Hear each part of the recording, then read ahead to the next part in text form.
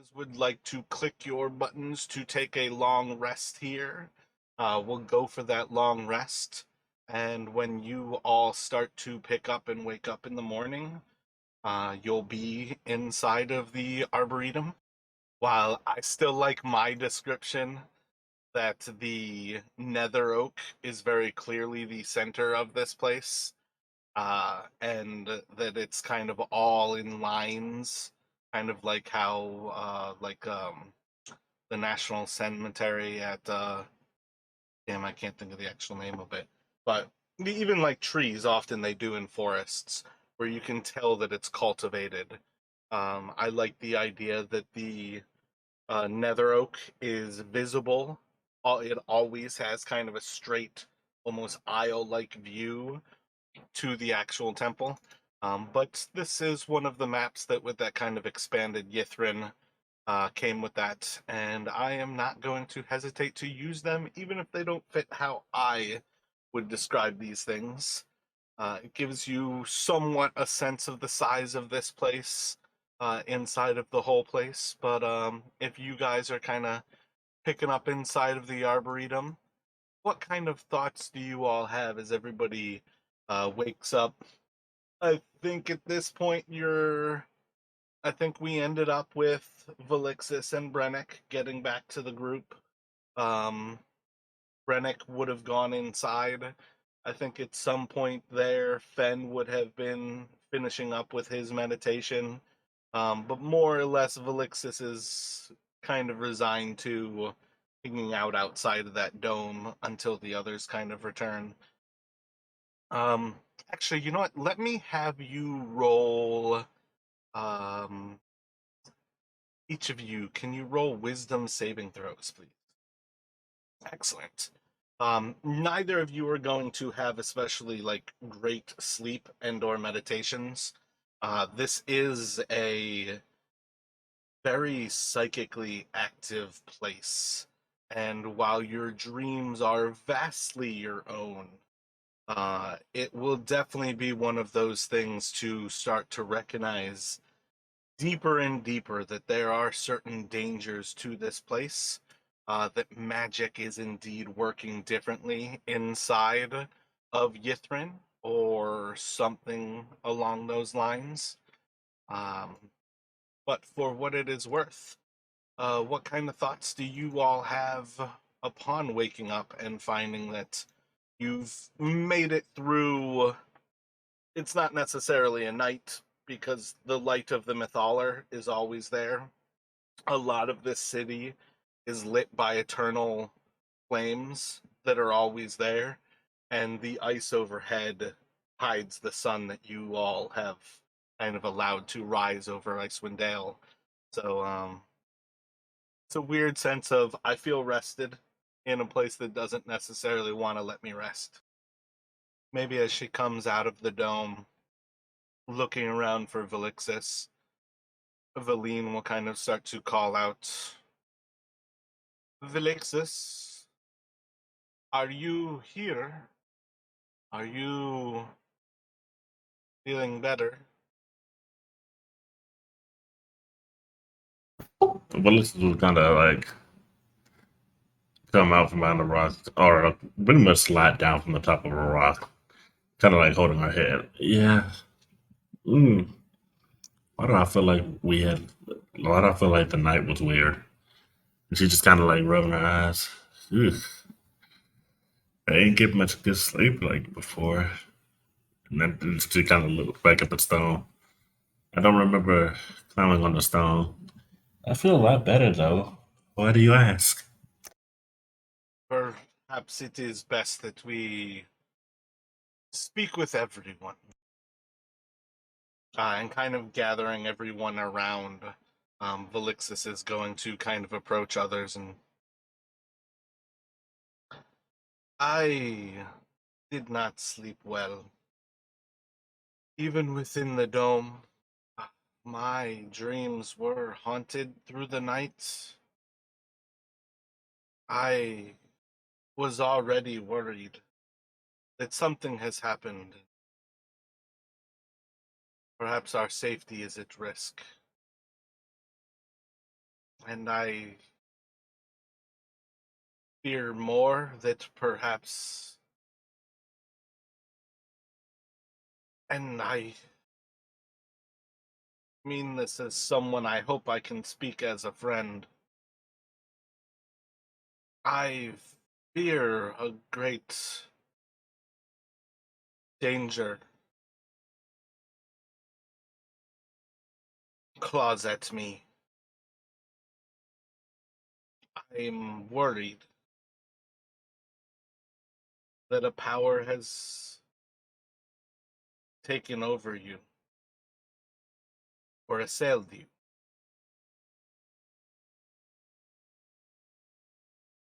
May I attempt to test something on you? I mean no harm. Go ahead. I don't see why not. And she kind of stretches and completely awake and brings herself completely to. If it'll make you feel better and it'll ease your worries, go right ahead.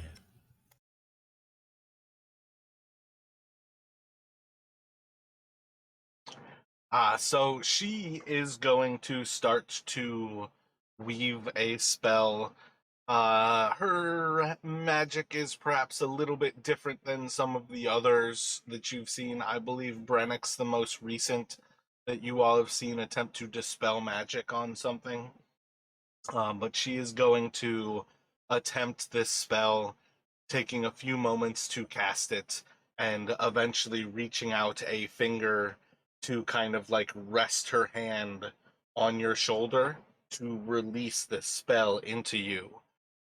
When she touches you, can you roll another wisdom saving throw for me?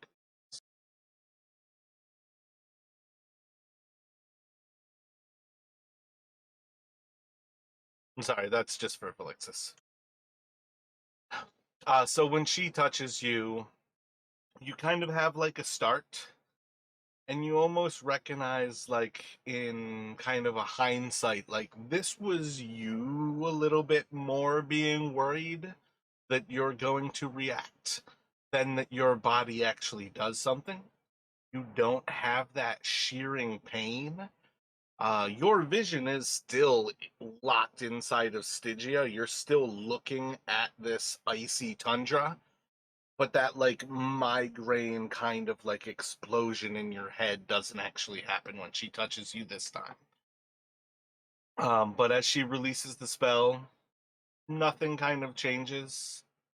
She seems a little bit troubled for a moment, and then kind of like looks towards Fen, towards Brennick, towards all the others, and then like leaning down to Felix's height.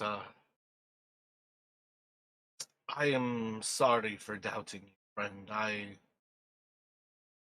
perhaps my own mental health is. And she kind of looks over the others. This place is. I don't know if it is safe, dangerous, the greatest gift we've ever found, or the worst curse that we could have ever found.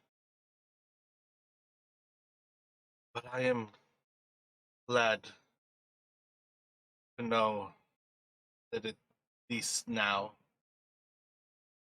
you're not under something spell that puts us in danger, that your will is your own. Well, this is kind of reaches out and touches her shoulder. It's it's understandable. I mean, we're like what thousands of feet under ice in a city that no one has seen in who knows how long. And there are still creatures down here living. And then on top of that, we got all these other weird creatures down here floating around. We've been wandering in circles, still trying to figure out how to get inside. I mean, honestly, that'd mess with anyone's mind. Honestly, I feel like that the grove that we found, the Arbitorium, may be the one piece in here that actually helps keep sanity since it's technically outside somehow. And Felix kind of goes in and hugs Valine around like just tries to hug Valine around her neck still, just to comfort her a little bit more. So let me ask you here. A lot of people understand that, like, to lie to a lie detector test, you almost have to convince yourself that you're not lying. Is Valixis intentionally trying to kind of skirt around saying you're in no danger? We're friends. Is Valixis lying to herself that Valine is a friend? Or, like, where are you kind of coming from as you say this to her? Which is basically to ask, are you trying to deceive her? Are you trying to persuade her? What are you kind of thinking here? Honestly, whenever I speak to one of the characters I speak in character, so I'm gonna tell you how I felt basically while speaking in character. It felt more like I was trying to not get, I guess, not. I felt relieved that one, she didn't see anything, and I was trying to make sure that it stayed that way. So basically, trying to convince her that she was in no danger at all from me, while at the same time trying to not give away that her life may be in is actually in danger. So yes, I guess it would be deceit. Okay, I was actually going to say otherwise. I was going to say, so are you purposefully trying to avoid the verbiage that would force you to lie in order to persuade her? But you are welcome to roll a deception check if you will, please. I think that's one of the only things I have a one in. Everything else is a +3. So while you are speaking to Valine here, you're going to kind of see, like, she seems comforted by you. Uh, her face seems to kind of relax. She seems to kind of relax. Um, but she doesn't seem to respond any further from there. She's still kind of like holding a knee, like kneeled over next to you. Um, and then like a moment will go by. Everybody's kind of silent. A minute will go by. After 2 or so minutes, you're gonna notice Celine's not moving. Celine's not saying anything. She's catatonic. She's kind of just stopped. Um, Felix looks around at the others to see if anyone else notices this, and she kind of pats Valine on her because I assume Valine is still basically leaned over eye level to Felix, so she kind of pats Valine on her cheek to try to get her to come to.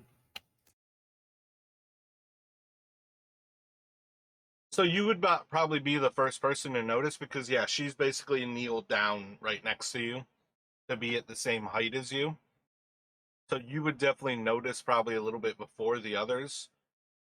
But theoretically, if everybody's kind of paying attention to this moment and everybody would kind of be feeling a certain amount of tension between the two of you in the same moment, I think it would be pretty quick for everybody to notice. So even within, say, like 30 seconds or a minute, you go to pat her cheek. Ben says, I noticed nothing. Even within a minute or so of it happening, you can pat her cheek. She still doesn't seem to respond in the least bit. And then I think when Ben hears the Valixis smacking her on the face, trying to wake her up, he's going to take his attention away from the leaf on the breeze that he was watching. kind of look over the situation, and are her like eyes cloudy, rolling up out of the back of her head, closed? Is she just sitting there breathing normally? She almost has like a 1,000-yard stare. You could see she like was looking at Velixis, and that like heartfelt moment has just turned into like she's now just staring through and beyond Velixis and just seems oblivious. I'll try clapping like by her ears real loud, or giving her a gentle shrug.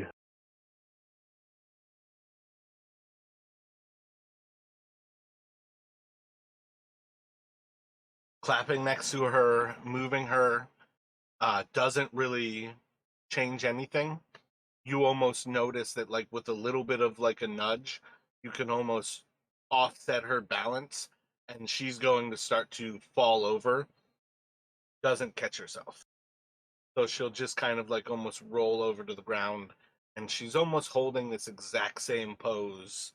Um, Maybe if you actually try to really pay attention, but in the long run, again, this is where I'd say Fenn's passive perception's probably good to recognize like this person is like she's physically paralyzed. Her muscles are physically holding everything in this state. She seems to be paralyzed.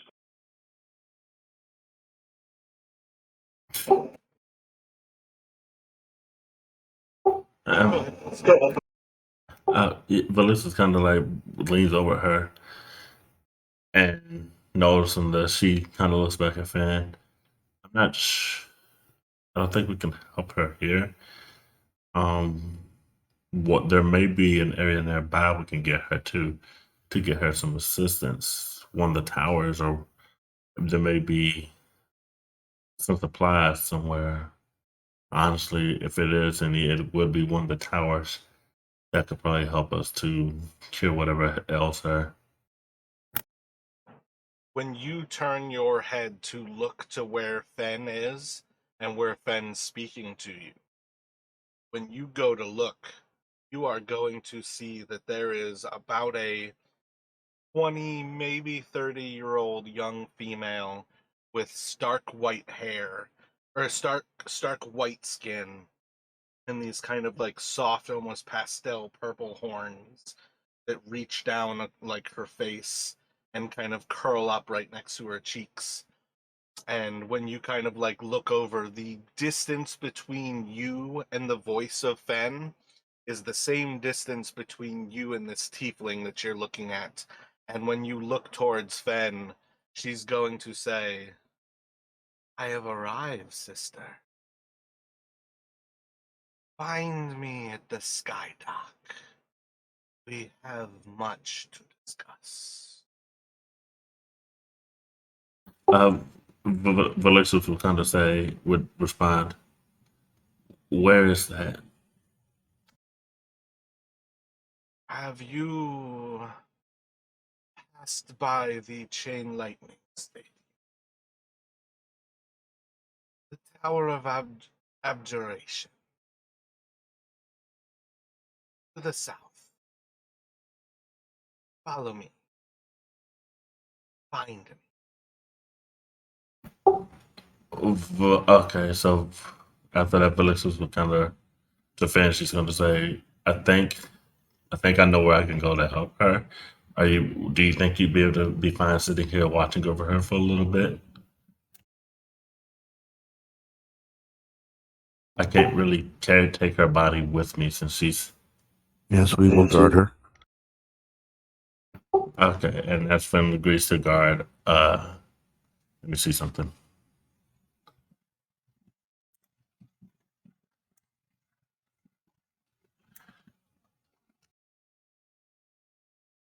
Velixis would cast Dimension Door and head to the location that she was told to. Gotcha. Are you going to the Tower of Abjuration? Yes, I'm like going like right. I don't know if you saw that. Basically right outside of it. I gotcha. So you can teleport to that point, where you are just south of the Tower of Abjuration. You will arrive there, seeing. Let's see. I think this is the one that is kind of filled with runes, like all on the outside of it. Um, yeah. This one has kind of like runes across all of this black stone, and they seem to almost kind of like pulsate little bits with like blue lights. Um, I think you all otherwise like kind of determined that they're probably protective runes, being that this is the Tower of Abjuration. You have a entire area kind of to the southwest of you that is a large oval that has these three kind of like goalposts poking up out of it. And you can see that there are indeed kind of like seating around it, like bench style seating, that perhaps this is the Chain Lightning Stadium to your southwest.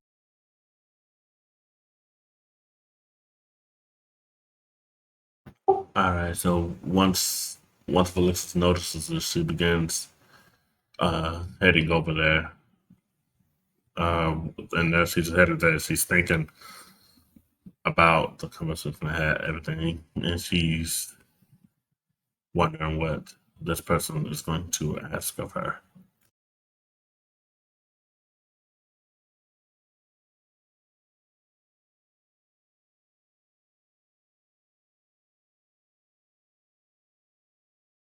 So as soon as she gets to the stadium, from the top, she begins to look around the stadium to see if she can spot anyone there. Do you remember where she said she was, though? I think she said she was at the top.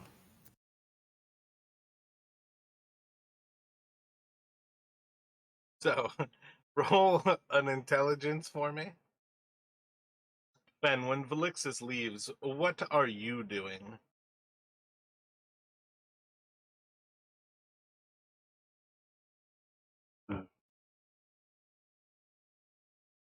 Well, I know listening to the conversation that transpired and now what's going on, I think he would definitely at least raise some suspicions to Brannick. He may not intend to do her any harm, but something has been happening. He has been changing slightly in both appearance and possibly more. Gotcha. Let me have you roll a D100 here.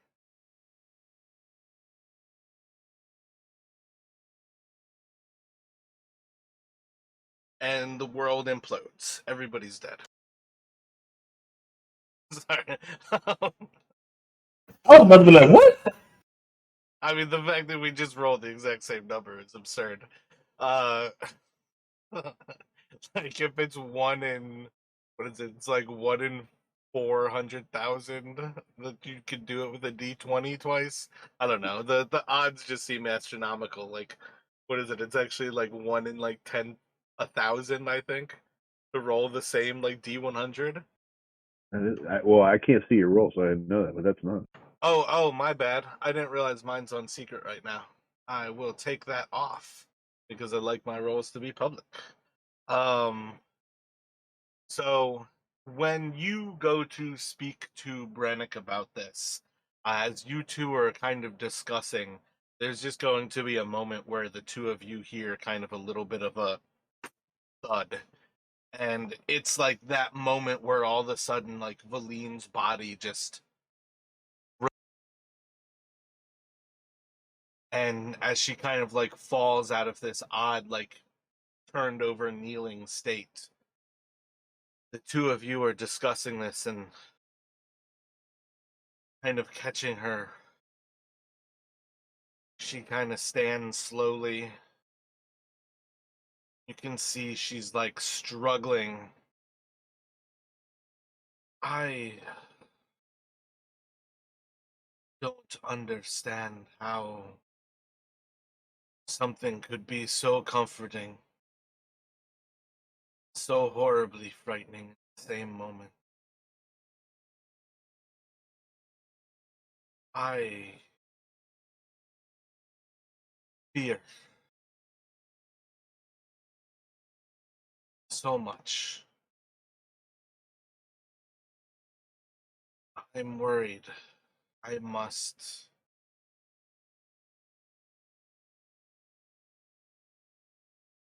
I'm worried I must leave you all. Perhaps it is the end of our way. So you kind of like take a moment to decide where you're going with that kind of revelation from Valine. That you can kind of see like she's dealing with. She felt verbally comforted by Valixis. She felt safe. And yet she's kind of coming out of this like catatonic state with her mind like set that she has to leave you. You can see a certain amount of stress in her in kind of this statement. If you'd like, you could insight check to see where it's coming from, but I don't think she's really hiding anything as she's coming back to consciousness. Where I would say on a certain level, you can kind of also see the insecurity in her being alone. This is the person who sought you all out with kind of this almost like persistent push. Like, I'll help you. You just have to, like, kind of go towards this. This was always her end goal to get you guys here. And you can kind of see it in her stress that she's worried having gotten here, that she's in more danger than she was when you all were fighting the dragon. But you can kind of, I'll get back to you in a few moments here. Valixis, you do understand. Um, Damn, I don't know if I've given you her name yet. But Avarice, the white tiefling, said, "Seek me in the sky tower." And she referenced to you the Chain Lightning Stadium as well as the Abjugation Tower, and told you that it was to the south of there. Um, Actually, it might have been my mistake. I probably should have said east. I constantly forget that the north is actually like the top right corner. I really hate maps that don't just have north to the fucking top. But yeah, let's say basically like getting to the Abjugation Tower, kind of like starting to look around the stadium where you can identify that this is kind of a stadium like thing. When you start to move towards the actual stadium, your mind will kind of be like picked back towards the tower to the east of you when the air itself starts to carry static charge. You can feel the electricity of this place. Um, but yeah, the actual sky tower is to the east of where you are. Okay, so upon realizing this, noticing that Valixis would begin heading towards that tower, and once she gets there, she notices all this rubble. She begins to like just shift through the rubble to try to get to the entrance, and she circles around it looking for like the entrance door, or if she's or stairs or ladder that may lead to the top of it.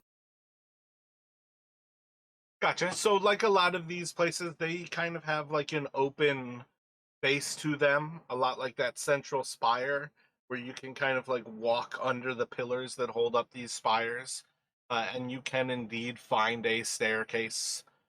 When you start to head up, you'll kind of like climb until, as you're kind of climbing up these stairs, you'll see different points where, kind of like resting on different pedestals, you see a few different creatures that are depicted out of stone that seem to almost be keeping watch over the staircase.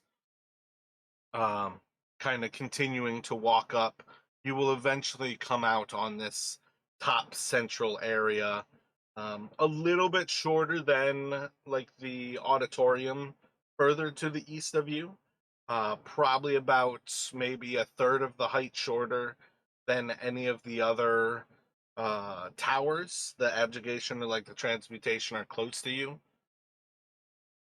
and it's maybe a fifth of the height of the actual spire in the center of Ythryn. But as you kind of like progress up to this top section, you'll kind of come out to this top area that has a open view, and you're going to see this young tiefling woman, um, kind of sat in the ice, and you can see her just in front of you,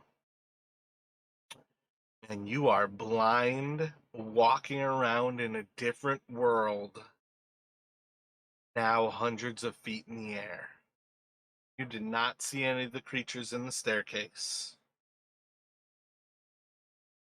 Um, yeah, I think realistically the only thing that's going to be kind of acceptable to get you there in the long run, is actually the idea that she is going to guide you. I think Avarice is going to kind of appeal to this connection, and she kind of pulls you deeper and deeper into the Sky Tower before you see her just kind of sat down on the ice before you. It seems very calming. You're still inside of like the hell where you know Levistus is locked, but she just kind of like sat in front of you Indian style. Um, what are you thinking, Fen, when Valine says she's going to leave the party?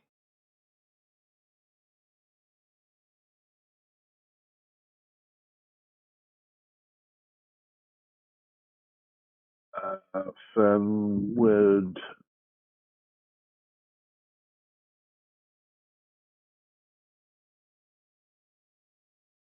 I think Fen would ask her why she feels that Felixus is targeting her. I mean, ultimately, I think we're stronger together than apart, but it's not the army. So I think this is one of those moments where she has the same kind of recollection of one of the first conversations that was very clearly Felixus was having a conversation, but not with the people who are in that. I think that was still inside of one of the towers, one of the actual buildings, but what might have been in the Arboretum. But kind of one of those moments where Felixus was speaking, and you could kind of tell that she was speaking to somebody who wasn't there. She recounts that kind of conversation. She recounts the moment where she touched Velixis, and Velixis like recoiled, almost as if Valine had tried to hurt her. And then the third thing is that she is going to recount this feeling in her dreams, and in whatever kind of pulled her into that catatonic state moments ago. And each time it was just this sensation, this feeling of Velixis freezing her into a block of ice that she would never leave. And while she certainly kind of has like a kind of vulnerable, I don't know if this is the right decision attitude to it, she's kind of in one of those things where it's like saying, my intuition is telling me something is terribly wrong. She can't come to terms with whether this place is messing with her head or whether she's actually in danger. And it's kind of one of those things where she's just, this is where I always needed to go. I thought I was meant to come here with you all, but perhaps it was enough that we all came here, and maybe in the future. But I feel like that's kind of where she's coming from. I think Sven would turn to Brannick and say, well,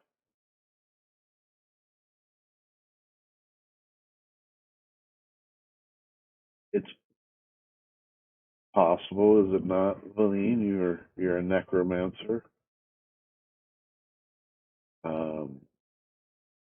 Is it possible that she did not survive the mimic's attack? And if she didn't, what options would be available to her in order to escape death?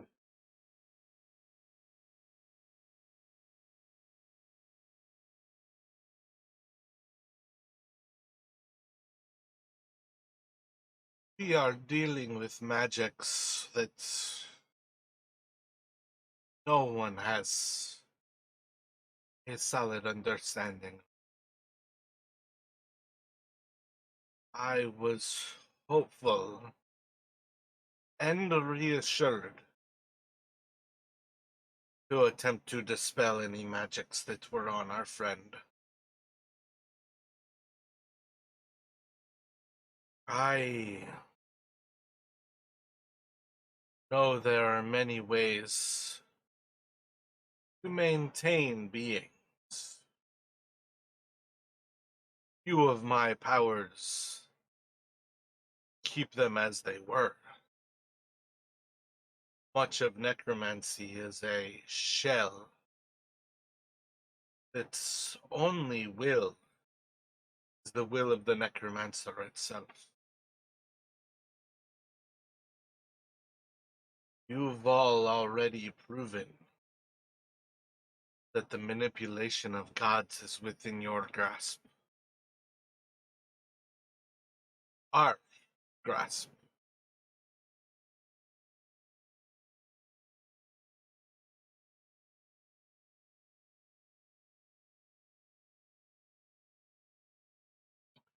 I do not take it lightly what I fear.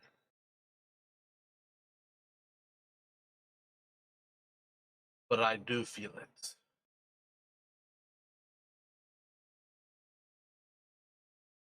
So, Valixis, when you come to the top of these stairs and the guiding voice of Avarice brings you closer and closer to where she is, sitting in the ice of Stygia, you are going to come to this point where you're going to see as she reaches out to you, and you're going to feel a hand touching yours.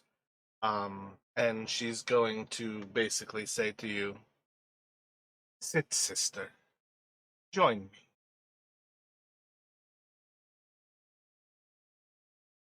Valixis, she takes a seat and she kind of looks in her direction, and asks, "Why is it that you call me sister?" Have you yet come to terms with our Lord Levistus?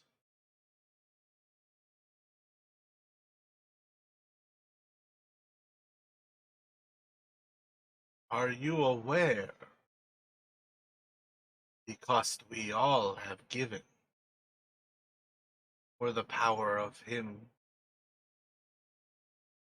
I see within you Levistus has great control, but perhaps you still struggle.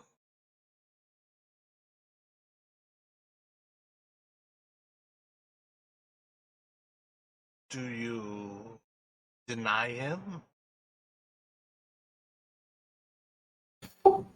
Melissa's kind of like, while looking at her direction, kind of looked to the left, kind of as if staring off.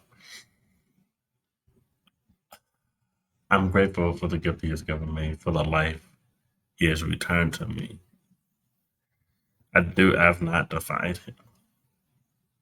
I just have had a hard time with following through on his request. I do not want to leave my friends, nor do I wish to betray them. But I do owe a debt to the one who returned my life to me. I Levistus does not ask you to betray your friends.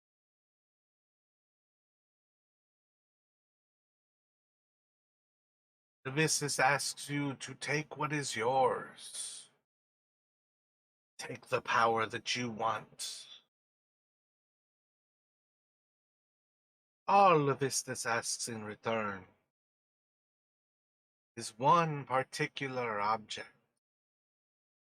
a great artifact that lies within. And you see as she points, uh, again, still inside of the fifth hell Stygia, she's pointing over the ice. In the spire of Ythryn,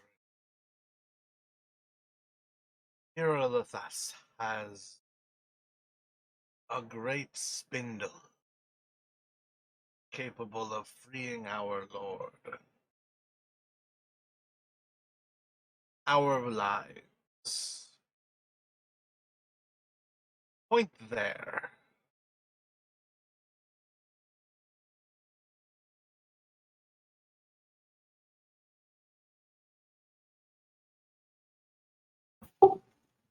a spindle that can free him.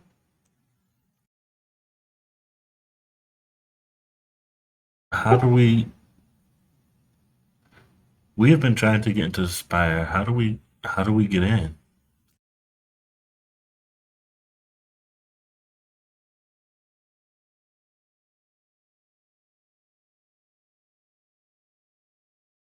What have you tried? There is a very particular rite that we must all learn. What have you learned in your time in Ythryn?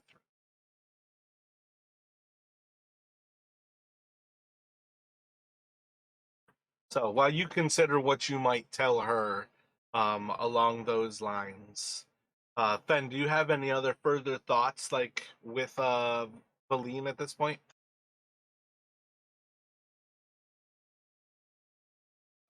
No, I mean, I think Ben would start putting two to two together to realize that there are, creatures such as Oral, and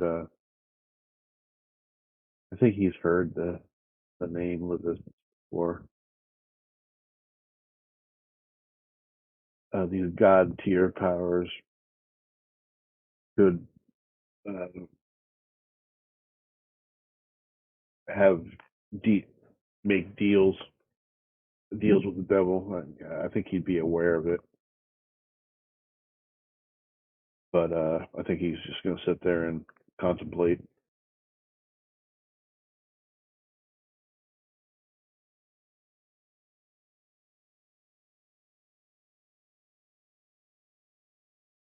So I think for now, Valine is going to look to the remaining party. Fuck, I think there's five of you. Uh, and kind of saying her goodbyes. Um, she's probably going to determine. Um, I will continue my search or how to enter the spire, and perhaps be able to converse with you all again, and we can share what we learn. We need not end our friendship. Much, perhaps, live as neighbors, not as bedfellows. And she's just gonna kind of like look to the south, look to the north. I believe I am going to return. What is it? I need to look at my notes real quick. I think you guys have the Necromancy Tower and Evocation Tower's words right now.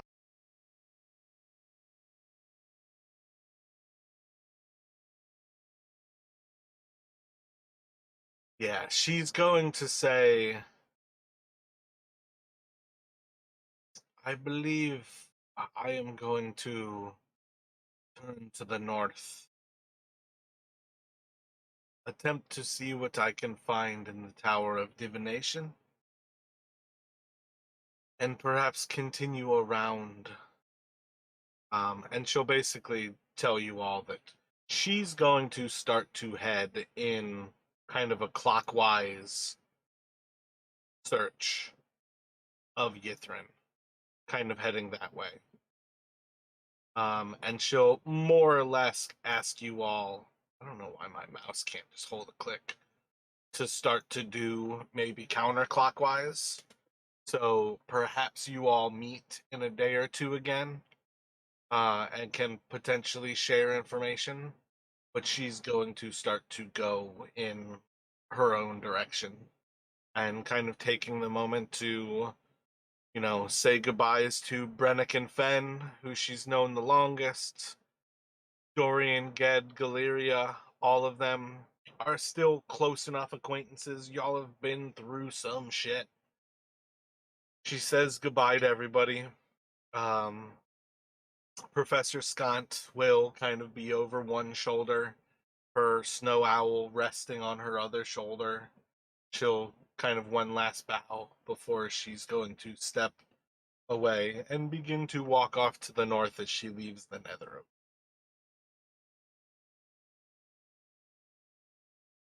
Or rather, the Arboretum.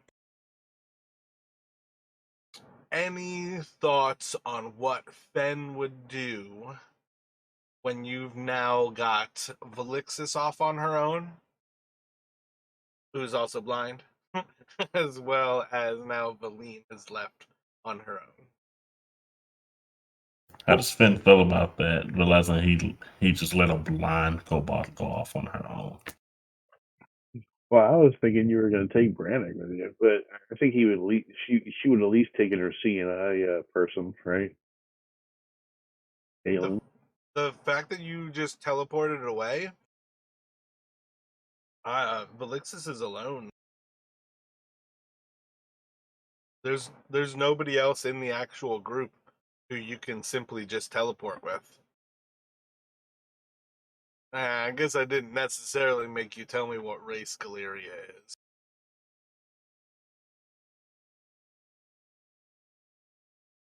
Oh yeah, yeah. She's a hobgoblin. Okay, Hobgoblin? Yeah. Yeah, I think that's a medium creature, so it's again a creature that you cannot teleport with. Or rather, dimension door, but it's still. And I thought about that too. I was like, that's a crappy rule for that. But then I thought, like, damn, if you could teleport any side, I can imagine someone teleporting a dragon or something into a volcano or something to kill it. That would be kind of messed up. Well, it's more that you learn to create a door for yourself. There's no reason to have a door that's 6 feet tall when you're 3 feet tall. And mechanically, it's one of those things like there's a lot of benefits to being a tiny creature. There's a lot of benefits to being a large creature. Medium creatures have a little bit of both and tend not to have any of the negatives.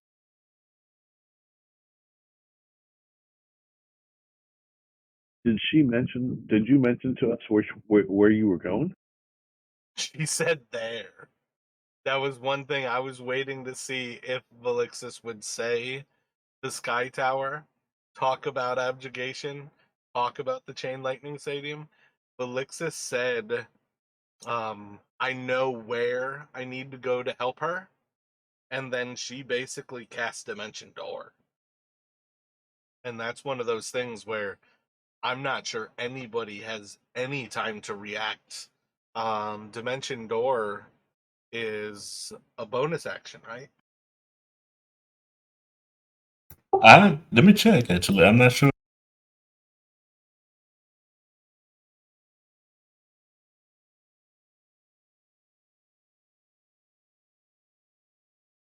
Wow, I've never put that spell in all of my notes.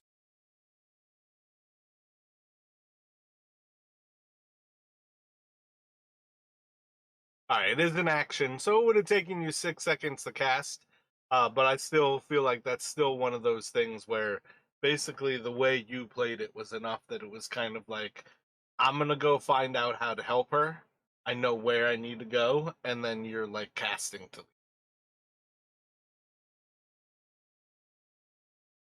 And I don't think Brennick would have like a reason to counterspell you kind of thing. Honestly, if he had if this had been the moment he was here and he had a counter spelled me to keep me from leaving, I feel like Valixis would have been pissed. Well, that's one of those things. Like I said, like counterspell, in my opinion, is very much one of those spells where you're pretty much starting to approach combat. It's definitely a certain level of when there's no PvP, to talk about counterspelling somebody's spell in your team is definitely one of those things where it's like, all right, let's stop here, figure out what's really going on. No, the time for words is over. Time for action is now.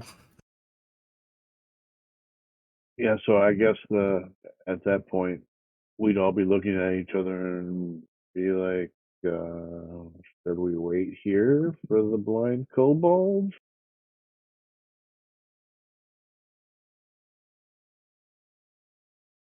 Roll a wisdom.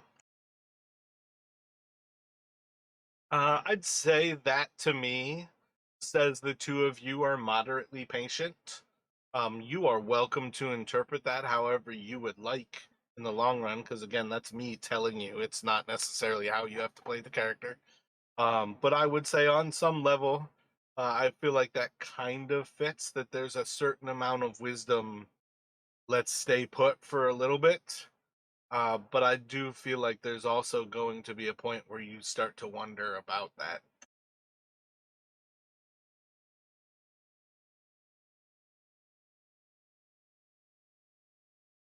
Yeah, I mean, knowing that she doesn't have sight and took off by herself does not bode well for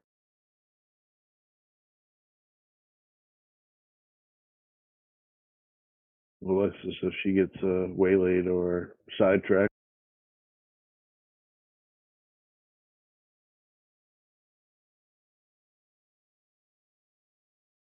So, from atop the sky tower,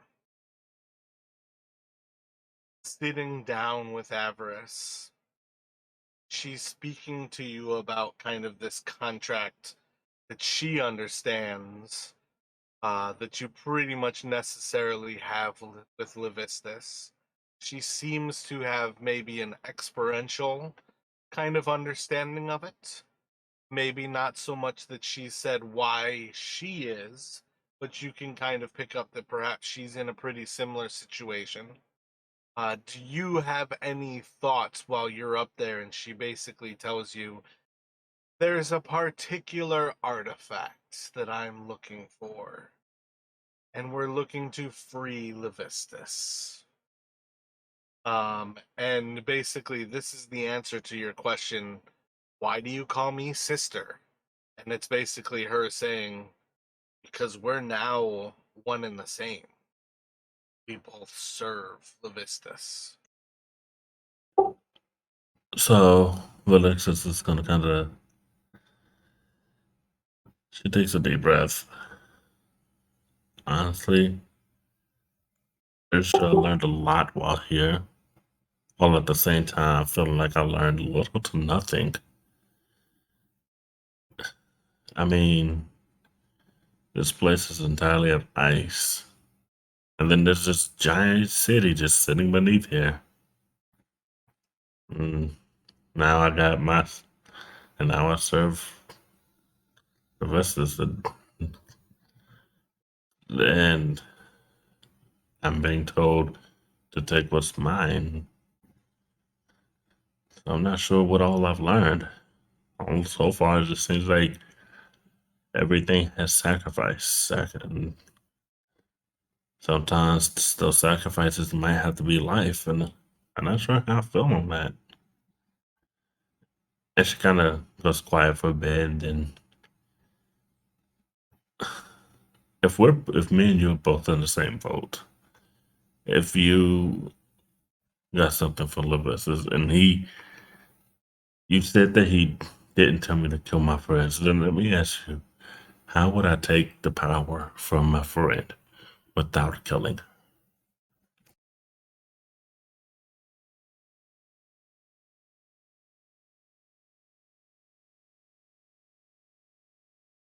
Do you speak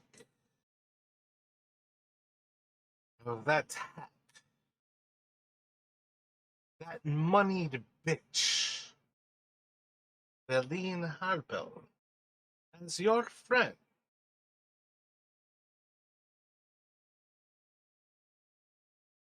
But Lux kind of looks confused. Yes, Feline, why do you refer to her in such a way? What has she done to you to deserve such a name? To deserve to be called like that?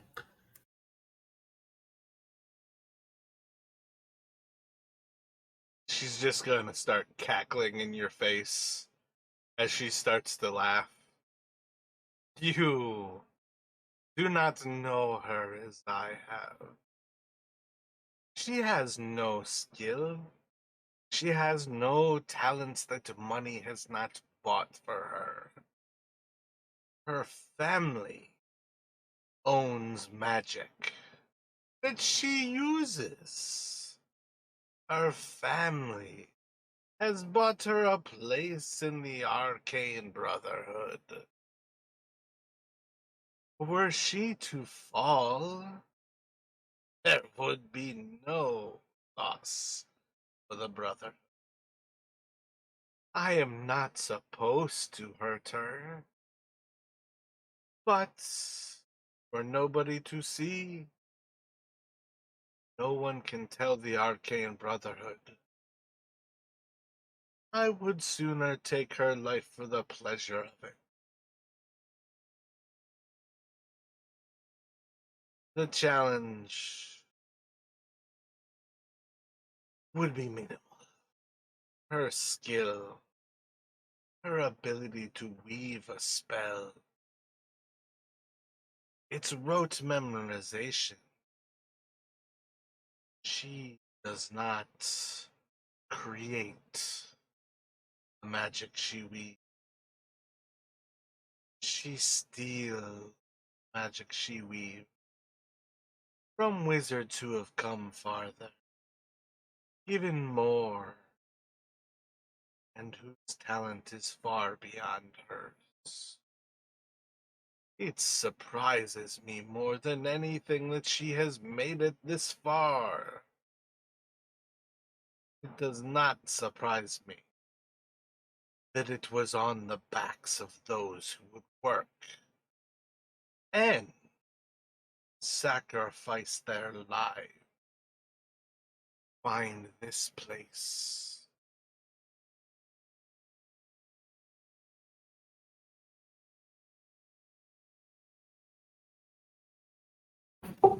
Valencia kind of looks off in the distance again and then looks back.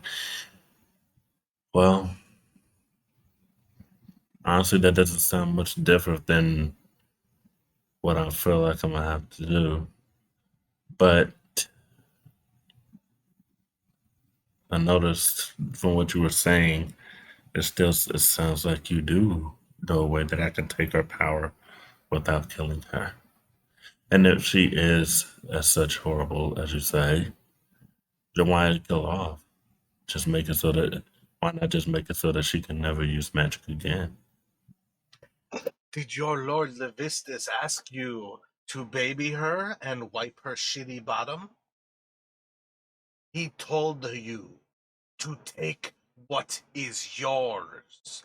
And as she starts to speak with you, you're going to see is the face you're seeing is going to turn to Levistus, and you're going to once again sense that you're sitting in the ice of Stygia, looking not at Avarice, but you're once again looking at Levistus, and he's starting to speak through her, and less of a question of can I bend this creature to my will to do evil.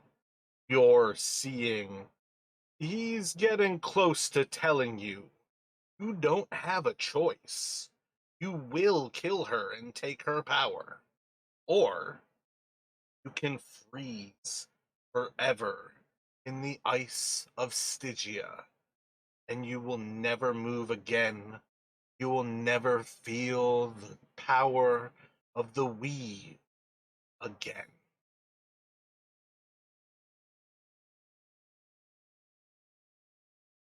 So after about an hour of waiting, Fen, how long do you think you would go beyond, say you're like 2 hours into this day, Valixis has probably been gone for about an hour now.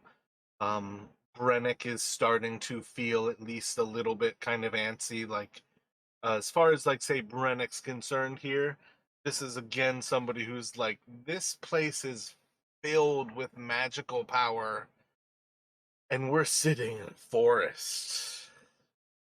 What the fuck am I doing here? You can kind of see like Brennick's kind of getting fed up with it. Where do you think Fen is sitting now? I mean, I know Brannick is like a kid in a candy store as well, but I think because of Alexis's uh, handicap, that the only way she's going to be able to get back is by the dimension door as well. So I'm thinking we should stay put for a day. I know he's not going to like that answer, but that's what I would counsel.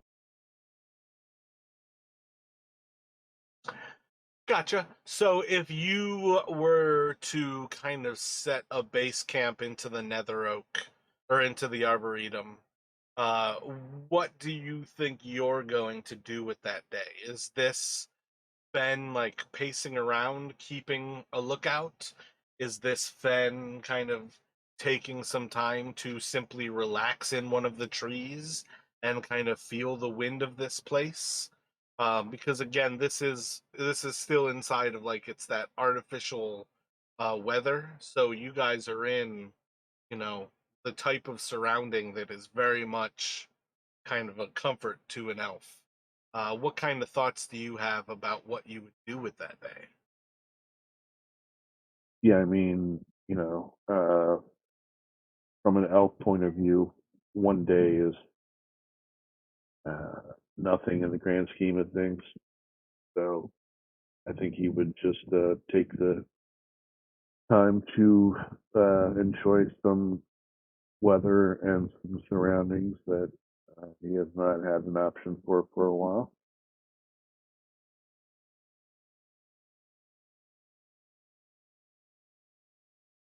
I'm sure he's far more patient and just uh, enjoying the downtime.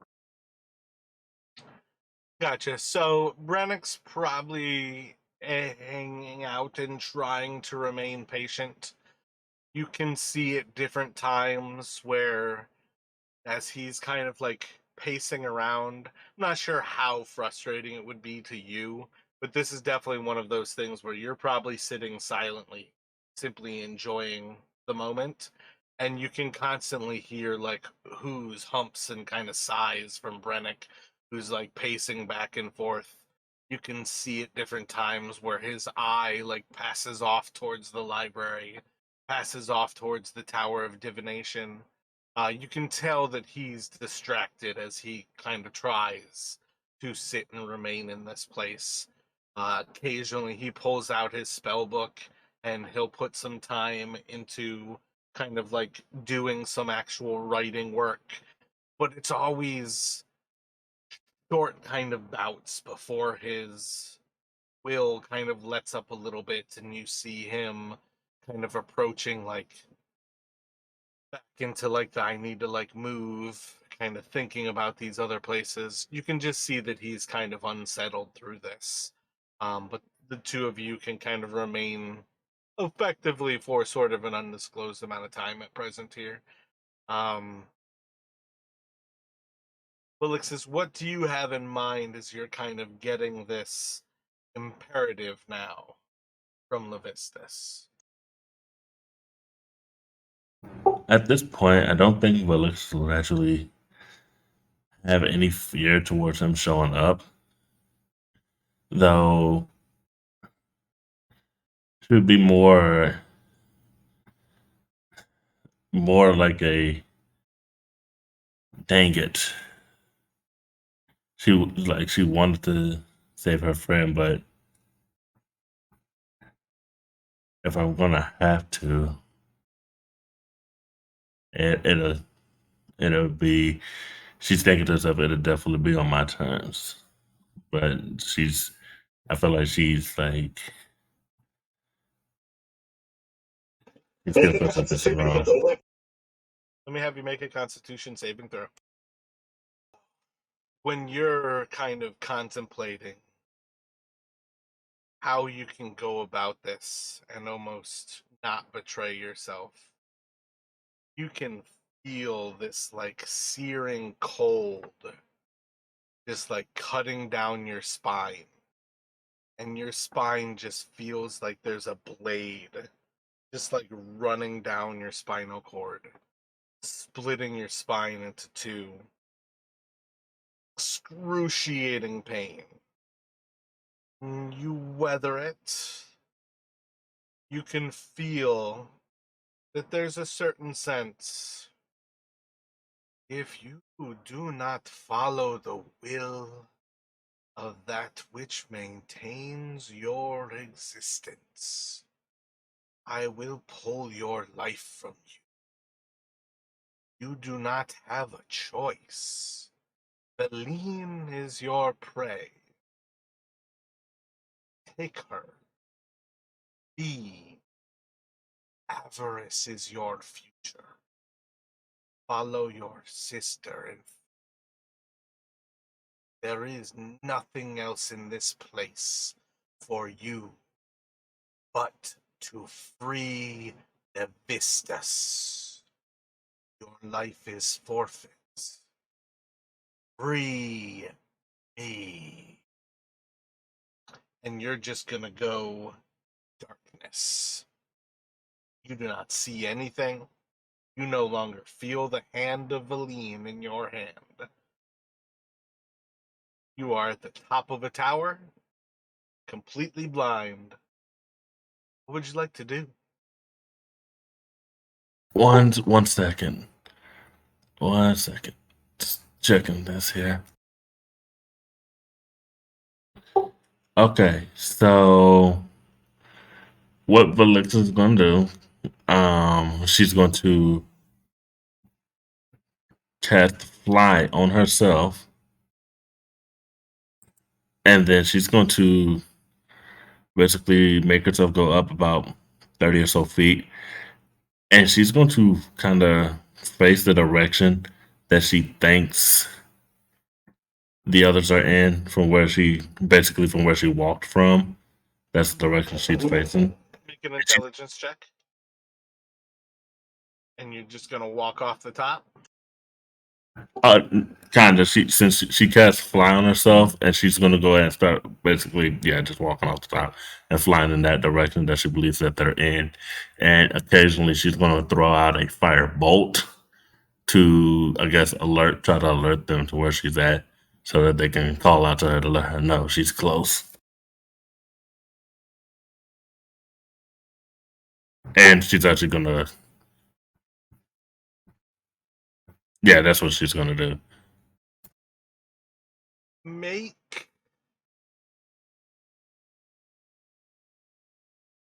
2 dexterity saving throws for me, please. Excellent.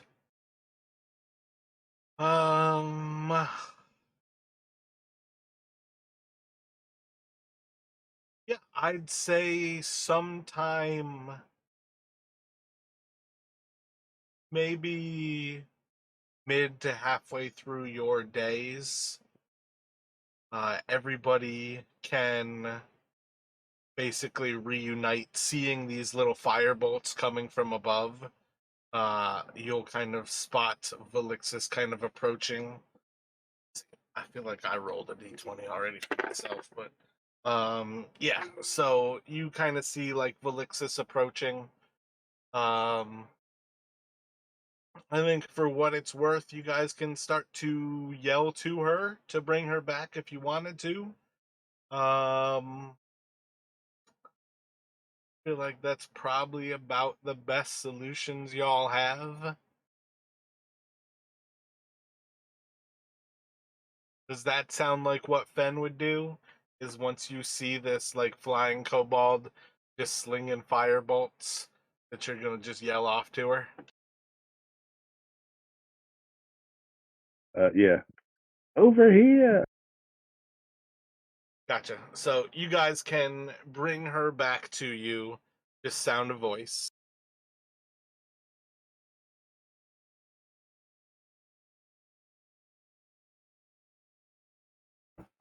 So upon hearing everybody call out to her, Valencia starts to descend to where the sound of their voice is coming from. Before everybody sees one another, or everybody but Velixis, let me have everyone roll Constitution saving throws. Once you've done it for your main, let me have you roll a d20 for your sidekick. Alrighty. So, damn, Fen failed both of them. So, Ben, Ged, and nobody sees Valine, but the 3 of you are all. Let's see. Let me look at last week's notes real quick.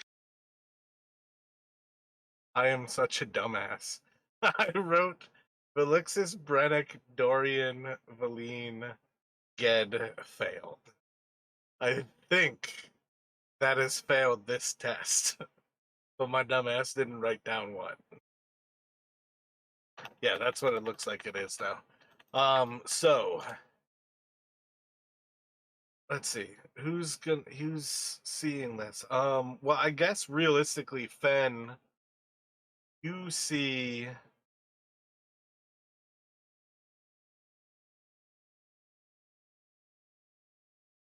Ged now has 2 eyes that are starting to meet.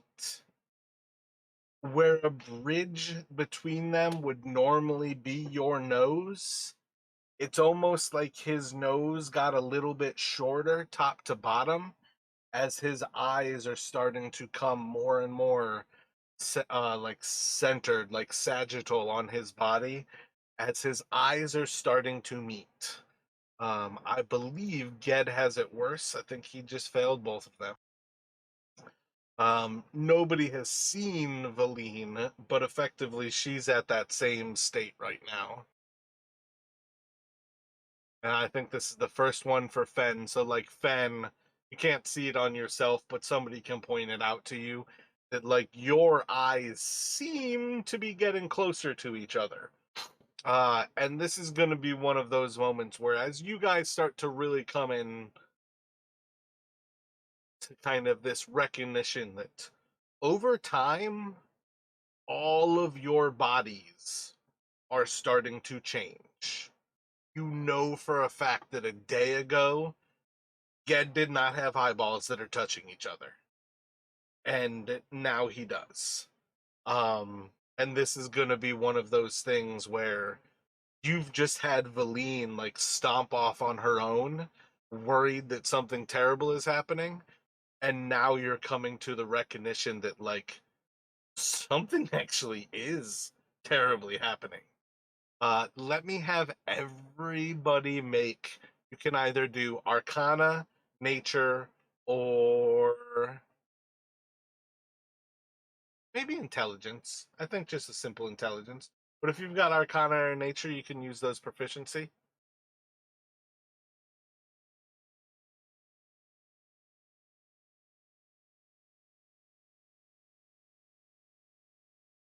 Yeah, Velixis, you can't actually see, so I shouldn't even said everybody. Yeah, so we'll kind of leave it at that. What kind of thoughts do you all have as you're starting to come to terms with the fact that, like, everybody's bodies are changing here?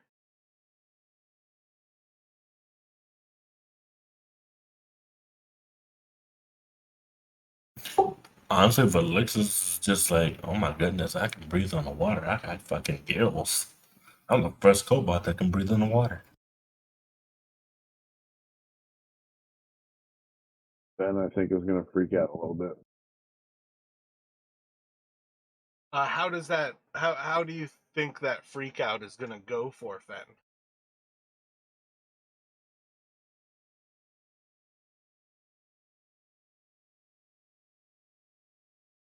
I think just because it's something outside of his wheelhouse.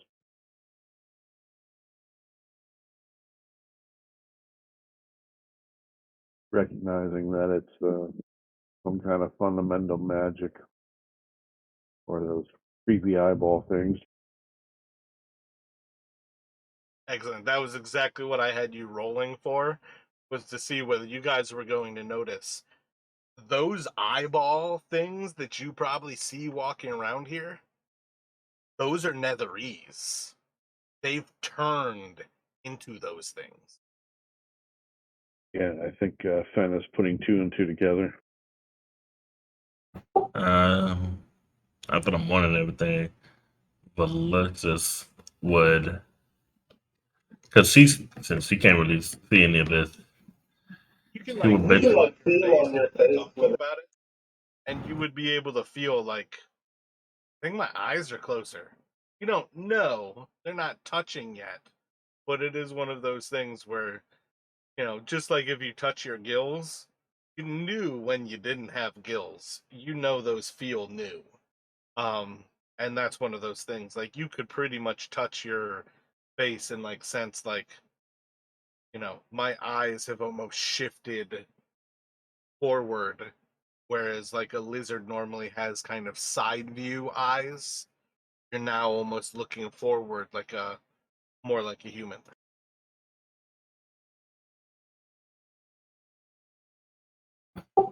oh, okay.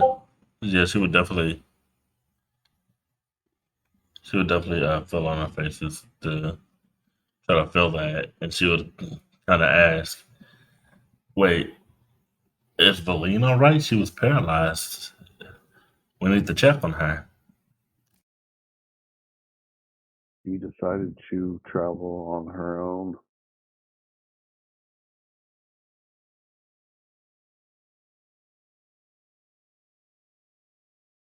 Hmm?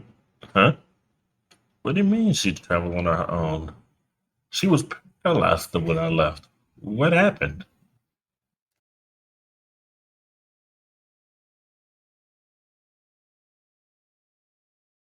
She has decided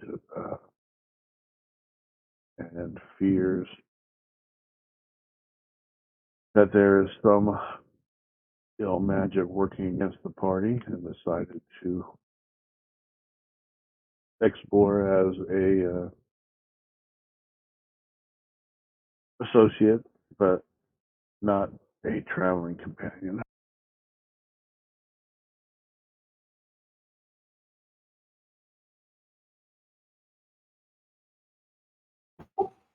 Alyssa was kind of the crap in her head, and then she'd be like, "Well, I mean, I guess that's all right."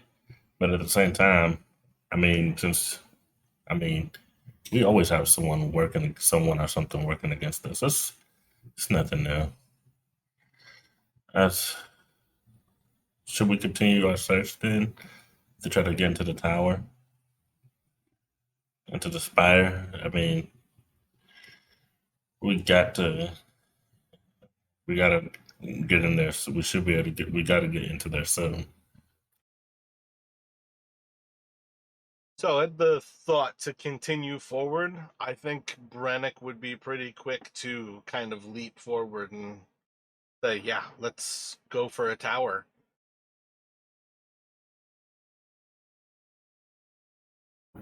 Agreed. Let's see. This which tower is closest to us for now that we have not checked or gotten the step from? We'll start to go through her notes. I know. Oh, hold up. I know we got the step from the seventh. Trace the circle with ashes of dead. Uh, we got one from Division Tower that says, well, not from Division, but let's see. I believe we got one from the fifth. For whatever reason, I can't remember that one. Um, did we have any others? I know we had more. I seem to have not put them in my notes. What are the others? Or did we not find any others? Do you have any written down, Fen?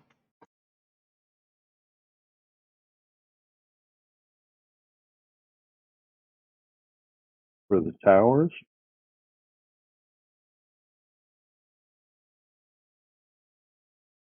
Yeah, like I know we have the fifth one, the seventh one. I was writing down the fifth one, but for whatever reason, it's not there anymore. It literally just says fifth on my notes. So I'm trying to figure out if they got deleted or if it just didn't save.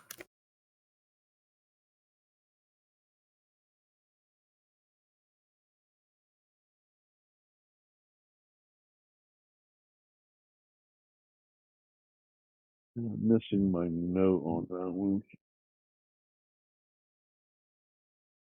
I don't see it, but I'm looking through. I've got in my notes that you guys have the 5th and the 7th. Okay, I thought so. I knew we had the fifth and seventh. I was trying to figure out if we had any others. I didn't think so. Okay, so but let's just go up to head to the nearest tower. I believe we got, and we go ahead and search that tower to start looking for the next step to get into the middle spire. And she would kind of just start walking off in a direction that she believes the nearest tower is. She's actually thinking of the conjugation tower right now. Roll an intelligence.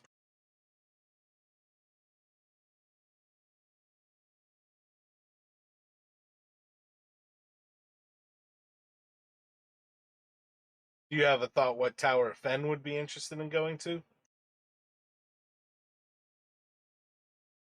It's all Greek to him, so I think at this point he's willing to play second fiddle to the wizards.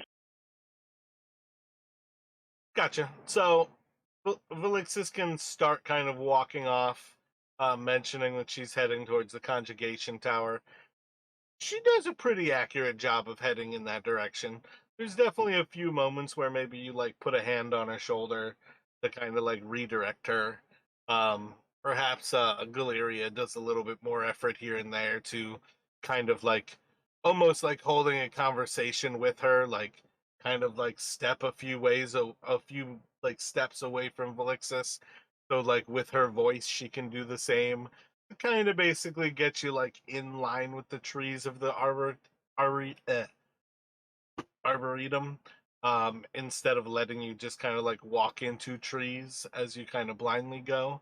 But as you kind of push forward, you all can certainly approach the conjuration tower.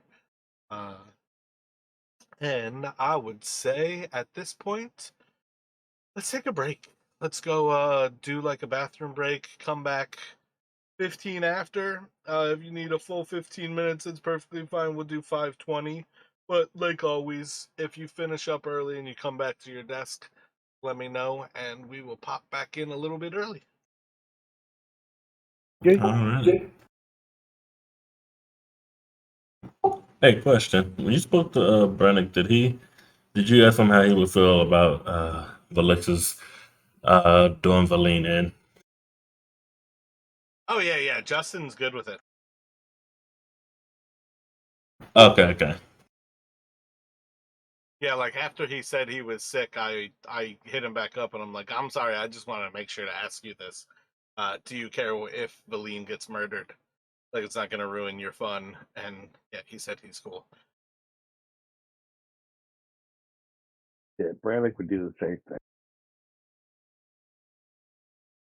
Yeah, I mean, like we were talking last week, like when you think about Brennick's character, you guys got to recognize nothing against you, but his character is definitely one of those characters that would sooner see you guys die than him die. He likes you guys, but he's definitely a wizard who is in this for his power. Oh yeah, I thought about that too. I'm like, this guy sucks someone's soul into his own body to gain power. I don't think he's gonna care. Yeah, he gave up some of his soul for that one. That's definitely a little bit different because that was Oh risking yeah. his life for the potential gains.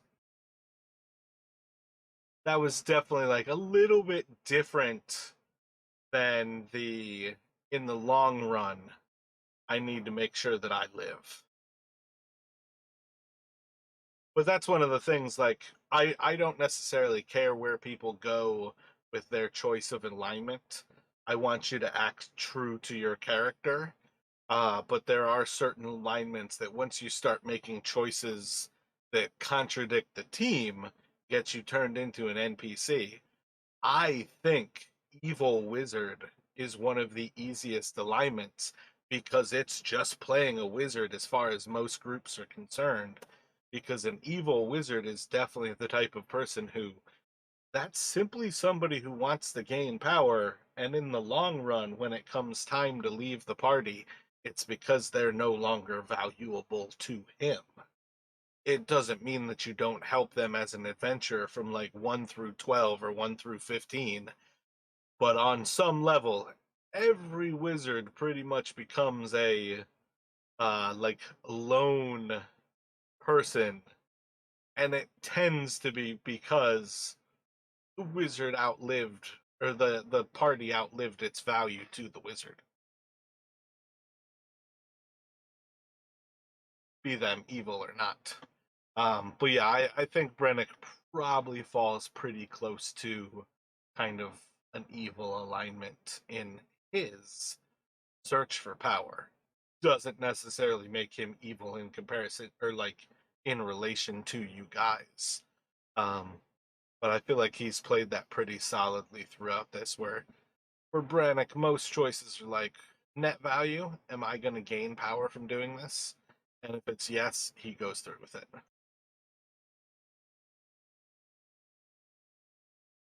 So I probably switched to the actual screen too soon here. Because when you all get to the Tower of Conjuration, Again, this one is a large yellow glow.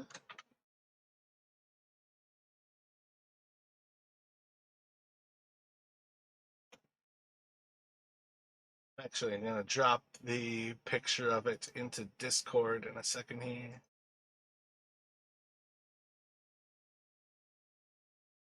Never actually thought to look up all of the actual different. Right. So inside of Discord, that what is that? It's kind of like a V with a couple of crosses, or maybe like an upside down A with an extra slash through it.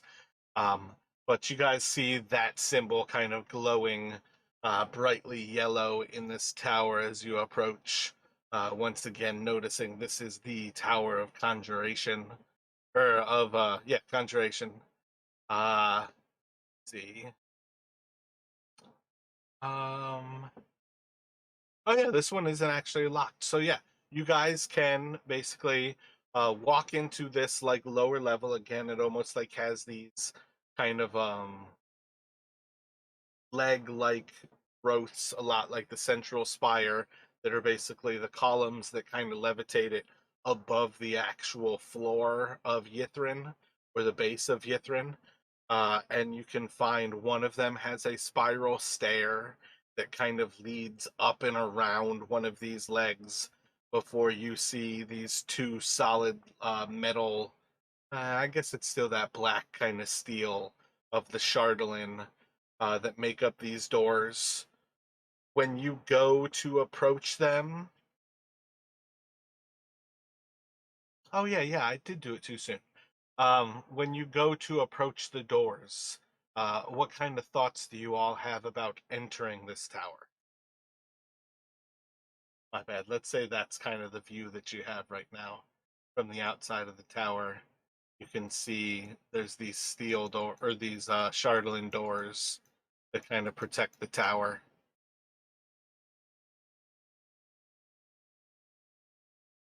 But Alexis is curious as to which step they're gonna find in this tower, and she's curious as to what else lies within.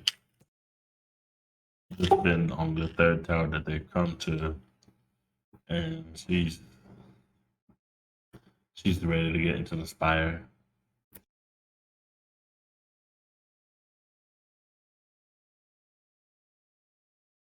I think Fenn's going to draw his sword and be on guard.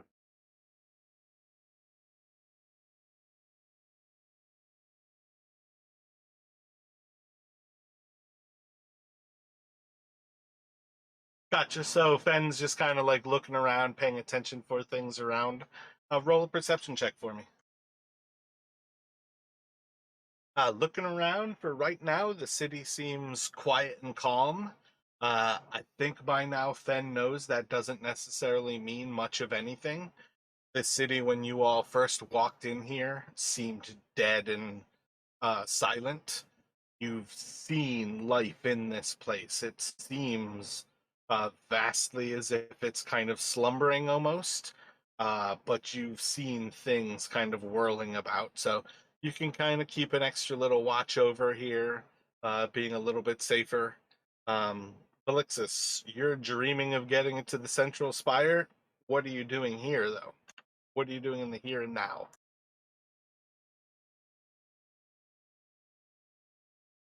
She's as she goes away into the she shuts the little door to try to get in. She's thinking about the task ahead of her and what what would become of this world once she frees Levistus. What are you doing to the door? You're just walking up to it and trying to look at it? She's basically filling over the door for a handle to try to get in.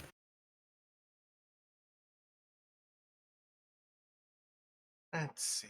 Alexis' passive perception is 13. Let me have you make a perception check for me, please. Yeah, walking up to the doors, they have kind of pretty traditional, like hoop handles to them. Walking up to the door, you can simply reach out. It's high above your head to actually reach them, but it's not beyond your reach to be able to grasp at the handle if you wanted to pull the door open.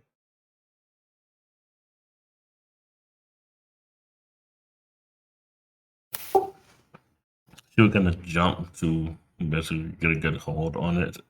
Basically, kind of like kind of like standing on her toes, and she would open the door, and after she opens the door, she begins to slow. She kind of just slowly starts to walk in, and she begins to feel around the room.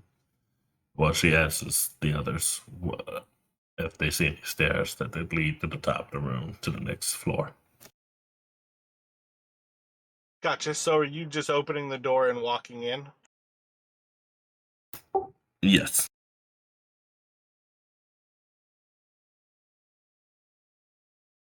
And Fen, what are you doing as Felixis opens the door?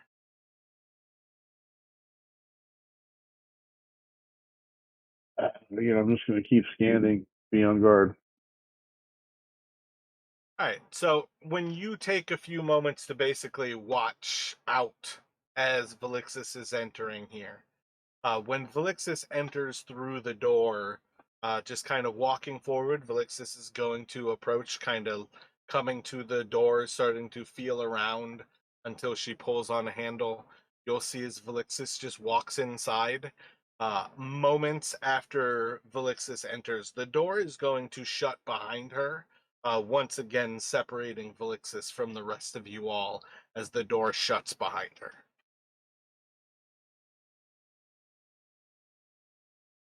Felix quickly turns back after hearing the door shut and tries to open it.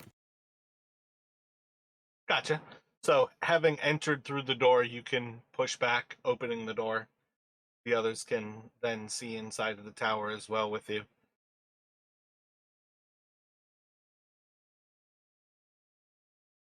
You gonna follow in while Velixis is holding the door for you? Yes. Gotcha. While you head into this room, Fen, you are going to see a very nice, kind of almost stately room. There's a lot of sofas, very comfortable seats, very cushy chairs, as well as a dining room table that seems set well laden with food. As far as Velixis goes, the food to the south of the room smells absolutely delightful. There are all kinds of things from poultry to fish, as well as things like lamb chops. Everything seems fresh as if it were recently set out on this table. The room itself kind of glows with some soft light, almost the color of the actual yellow conjuration symbol on the outside of this building. Directly across the room from you, Fen, you can see that there is a door, and right next to that door, there is a small kind of like bedside table, end table, and on top of that is a cage. Inside of the cage, there is a small creature, a like black snake that's just kind of like coiled up on itself and just almost sits in this kind of coiled form. Um, Rest of the room has like another end table. I don't think it would probably take you too long to see that in the north part of the room near one of the sofas, there's about a 3 by 2 by 2 chest that is gold, and it is covered in gems. Pretty much every other inch is a gem. Um, Enough to see that beneath all of these gems is basically the gold of the chest itself. Assuming I heard you say assuming, and then I did not hear anything else. Oh shoot. I was gonna say, I'm assuming the others explained the room to me. I would kind of ask someone to probably either to throw something at the chest, or yeah, I would ask someone to throw an object at the chest, whatever object they can move that isn't too big, just to see if the chest will react to it. Guess he has Brannick has mage hand, right?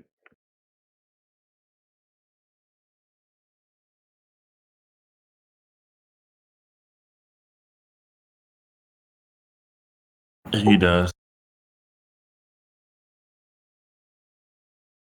I think we should adopt that as the official anti-mimic check.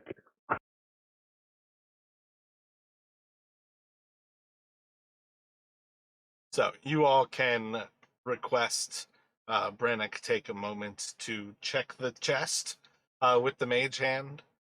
He can certainly kind of move over to it with the hand and seemingly open the top of it. It seems to be a chest.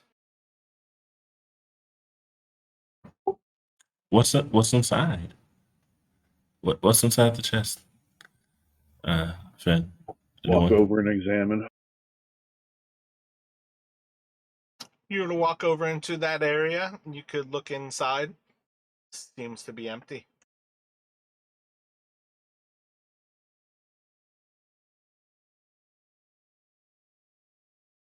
How about a closer look at the cage snake?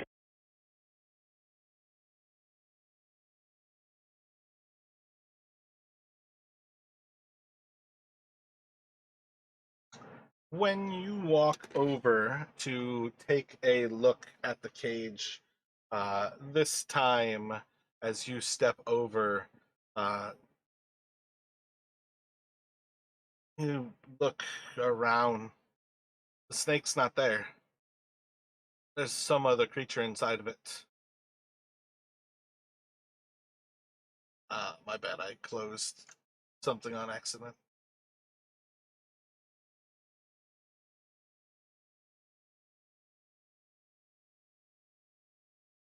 When you walk over to the cage this time, the snake doesn't appear to be there. As you approach the cage, there is a small white snow owl, or not snow owl, barn owl, that's sitting inside of this cage and just kind of like looking at you, almost like craning its head. My bad. I saw you light up a few times there, Fen, but I did not hear anything from you. Yeah, I started and stopped twice. I was thinking.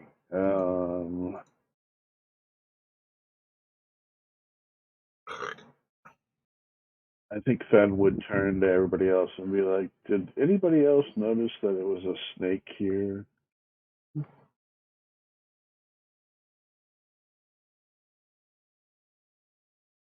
I I didn't see anything.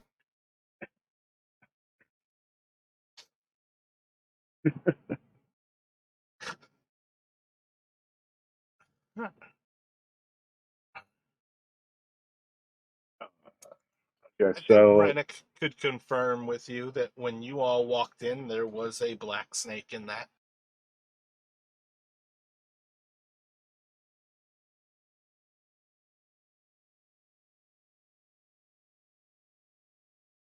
maybe it's some sort of shape shifting creature.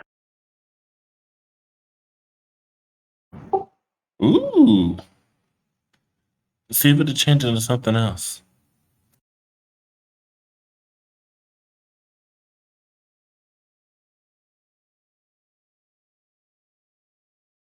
What do you think you would do to see if it were to change into something else? So I think I would ignore it for now, but keep it in the corner of my eye, and then head over to the tables just to investigate the rest of the room. Heading over to the dining room table towards where like the food is. Yeah, Gotcha. What do you think you're doing to like investigate that? Like, are you poking at some of the food like with a dagger, as if you're gonna like cut some of the fish to see how fresh the food is? Yeah, I can Oh always eat. shit! I forgot one little detail of this room as well. I'm sorry, guys. You constantly hear.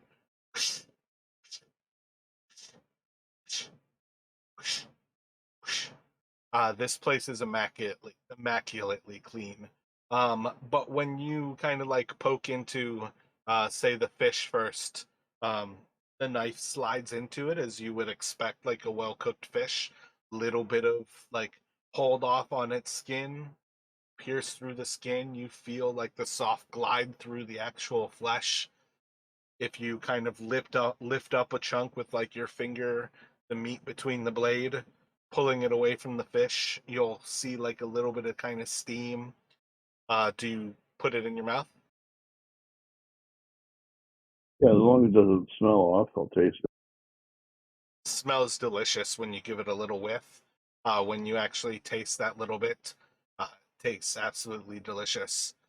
This is the first time in, you guys have been in Icewind Dale for about a yearish now.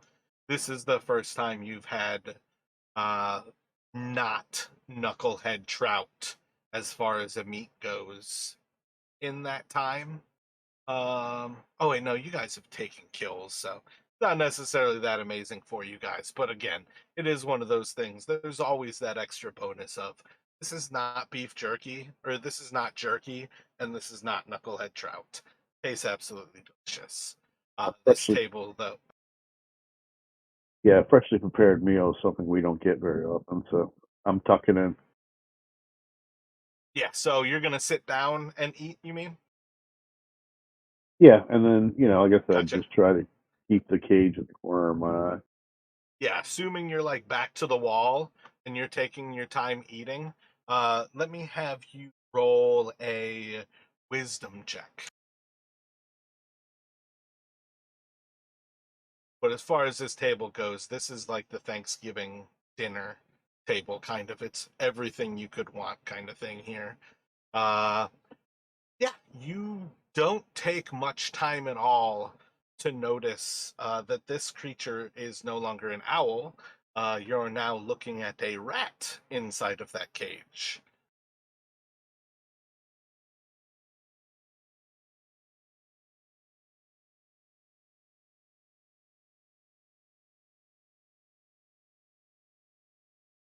Oh, did it again. Either some kind of illusion or some kind of shapeshifter, Brennick.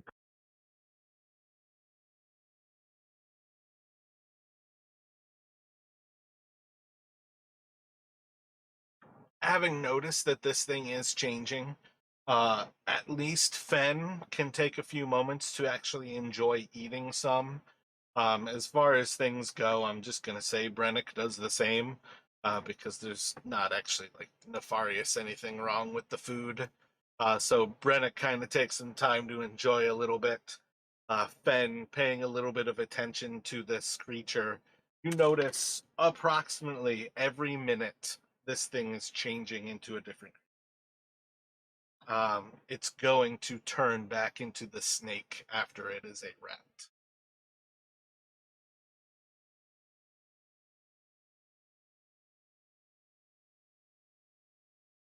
And then again, approximately a minute after that, it turns into a cat. And after a while, you start to notice this thing seems to cycle about every minute between one of those four creatures: a rat, an owl, a cat, or a snake.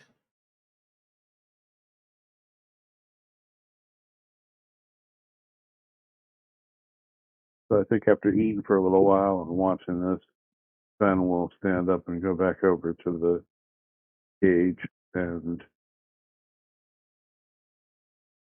ask it, "Do you understand me? What is your name?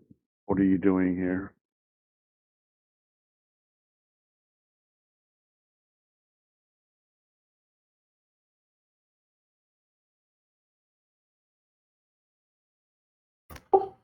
But looks is kind of like, We'll definitely taste some of the food. And yeah.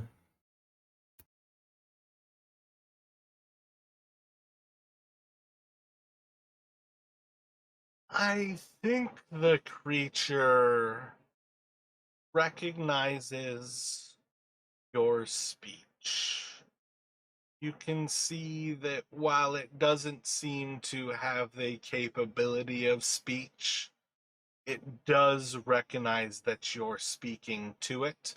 But this is one of those things, it's kind of little more than when it was an owl and it was almost looking at you a little bit perplexed, kind of head tilted. It's more kind of like the mirroring skills of an infant. This is something that recognizes your existence is a little bit different than like everything else in this room. But it doesn't really seem to understand like what you're saying or like that you're questioning. And what about the other door that's next to it? What are you thinking? Are you looking at it? Or are you going to check to see if it's locked? Yeah, looking at it, checking to see if it's locked. So, looking it over, it seems to be. Um, let's go for that's like a bronze door, whereas the other ones were kind of like the Chardonnay black. So it seems a little bit different on some level. Doesn't seem to be anything crazy. When you go to open the door, Brennick is going to say to Velixis, "Ben just disappeared."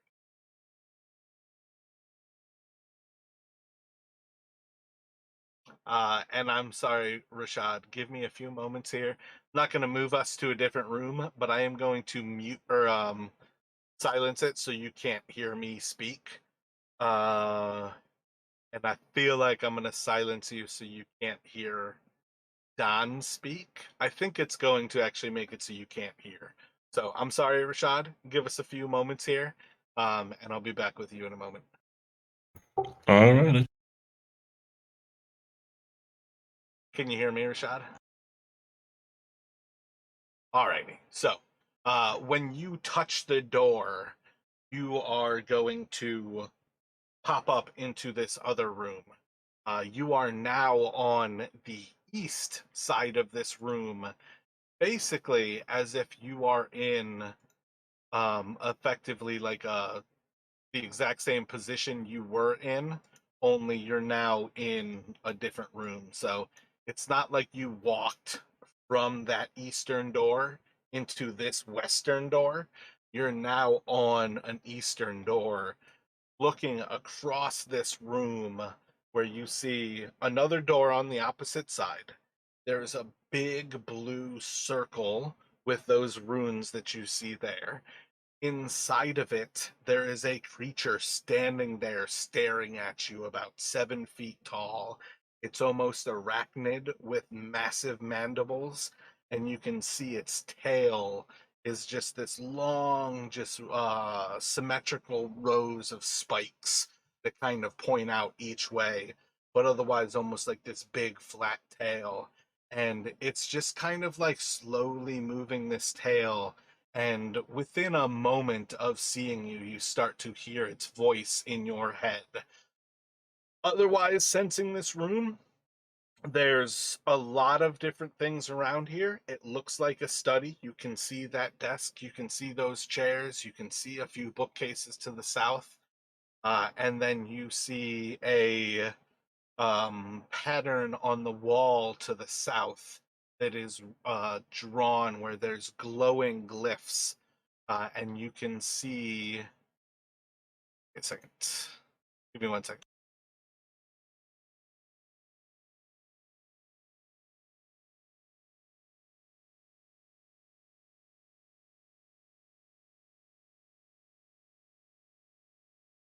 I think.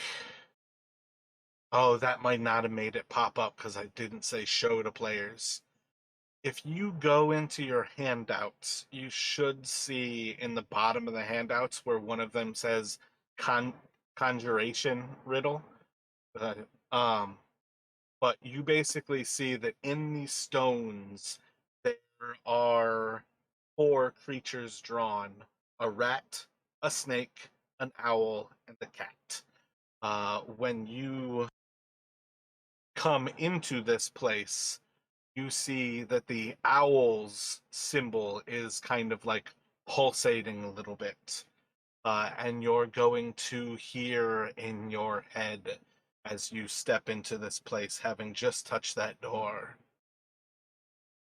You two are locked here forever. If we hope to free ourselves, why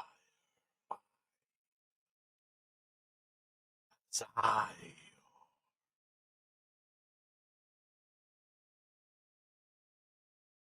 What is Fen thinking as he shows up there?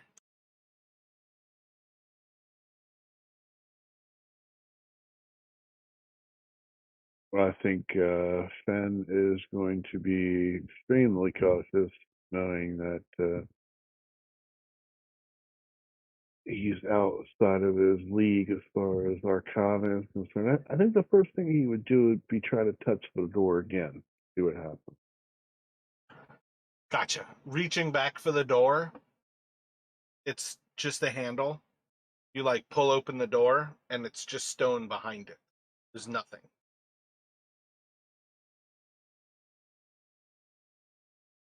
So let me give you a moment to kind of let this sink in, and you can kind of think where you're going to go with things here. I'm going to pop back to Rashad, so try not to necessarily say anything about that.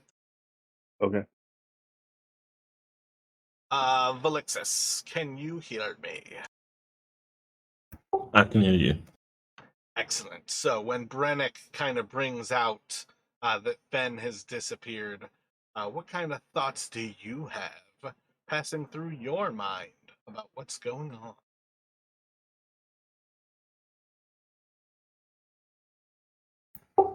on? She immediately goes, crap. And she kind of asks, where did he go? Like, did he, like, where was he at when he disappeared?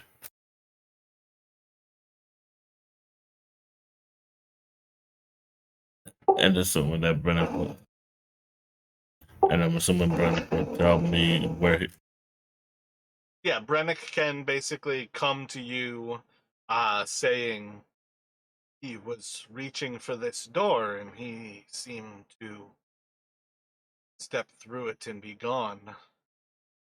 But Brennick will kind of like walk to you, grabbing your hand, kind of taking you across to the door while he also approaches it.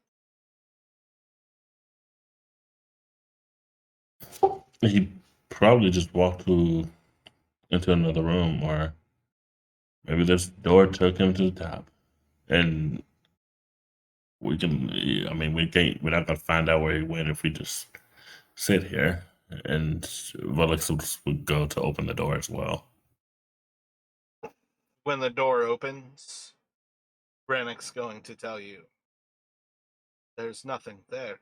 It opens the stones of the. Velix was going, what? And she kind of just reaches her hand out, fell on the wall, and she feels the stone. She's like, this is not good. This is not good. We need to find him now. And do I? Cut off there, do I? Velix would go to cast Detect the Magic to see if she could find any remnants of the magic left behind. Roll an intelligence for me. Told you multiple times. You cannot see. Detect magic requires sight. So you don't have to waste the spell, but you can't cast detect magic while you're blind. Right. I'm not gonna lie. She forgot. She didn't think about it. She was like, okay. Well, that's where I'm going to say, like, you're not a person who's living blind since you lost your eyes. She is. Like, that's why I had you do the roll. You don't have to use the spell because she doesn't have to forget.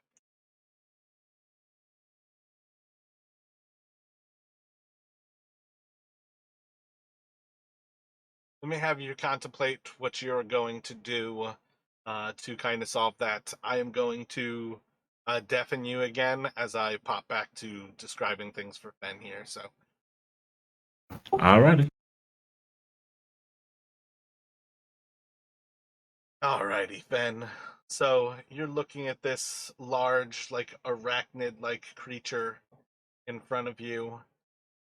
It seems to be speaking to you in your head, offering you its assistance. What are you thinking?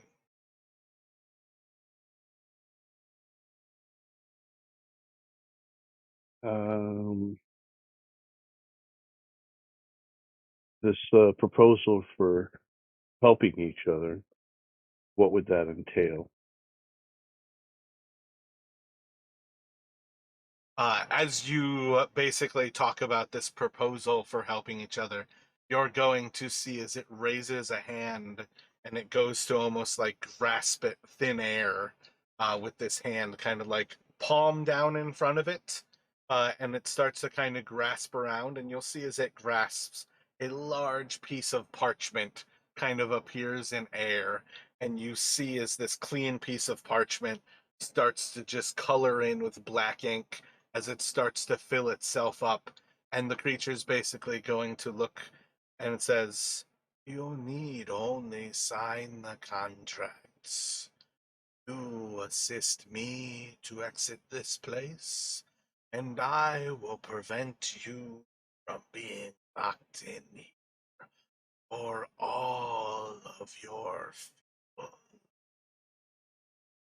Need only sign here." And you'll find that there's a little ink quill that just kind of like forms in your hand.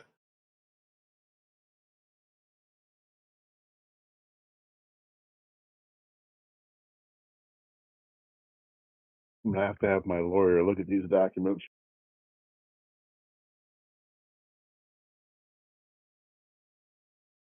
I'll take the time to read the document from start to finish.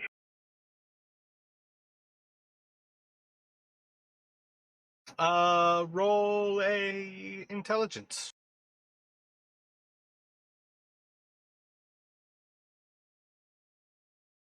Looking it over, it seems like a pretty typical contract as far as things go. It's got like legalese in it where it's like the signee herein Ben uh, promises to assist the uh, let's say like um, productee, and it says this extremely horrendous to look at like devilish name, and it basically just going through it, it seems to outline a contract where if you assist it to get out of here, it will assist you to get out of here as well. But you can basically see that the contract essentially outlines that you help it, it will help you. It will help you if you help it. And you'll basically come to kind of the end of it. And that's where it starts to have a little bit more nefarious sounds, where it's basically like if the signee decides not to help the productee, the signee promises to give up the next 17 eons of its existence in the depths of hell. So effectively, you can come to terms with the contract says the two of you will help yourselves escape this place. If you break the contract, it basically says your soul goes straight to hell.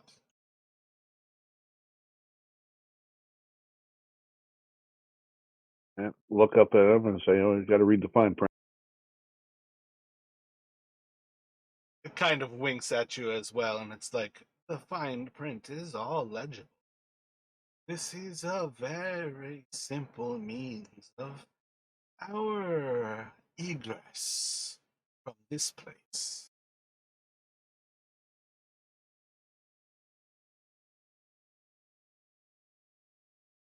Well, you'll forgive me if I don't take your word for it. I think he would. I'll have to think about things. Walk over to the work table and see if I can sort through any of the papers there, find out information as to either how I got there or how to get out. You've an eternity to fail. How important is your life out of this place? Give in. It's enough. Let's leave here. Be free of this vile.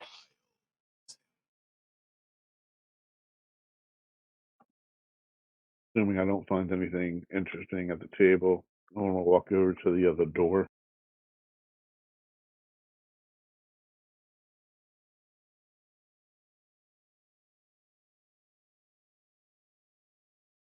and try to open that one.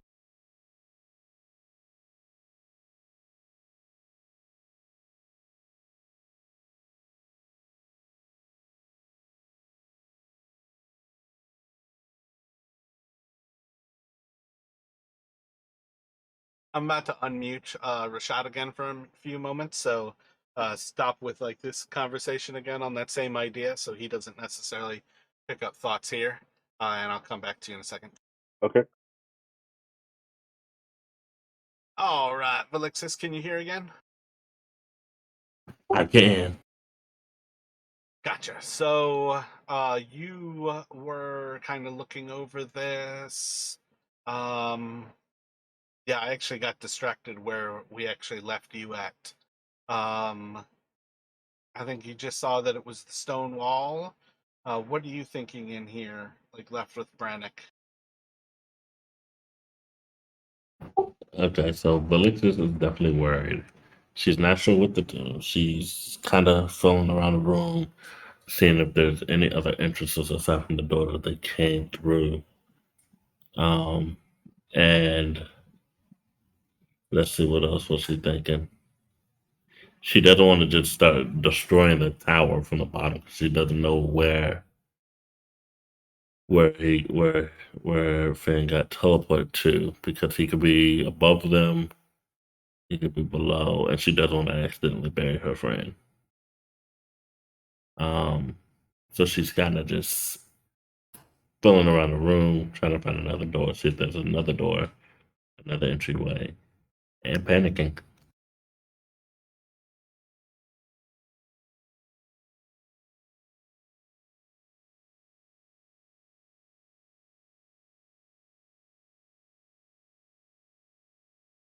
All right, so as you go around the room, feeling for the walls, you're not really going to come across anything that are other doors other than the actual doors out of this place where you all came in, and then the door that is next to where Fen disappeared. So, kind of going around doesn't really seem effective here. Give me a moment. I'm going to mute you again, and we'll be right back with you.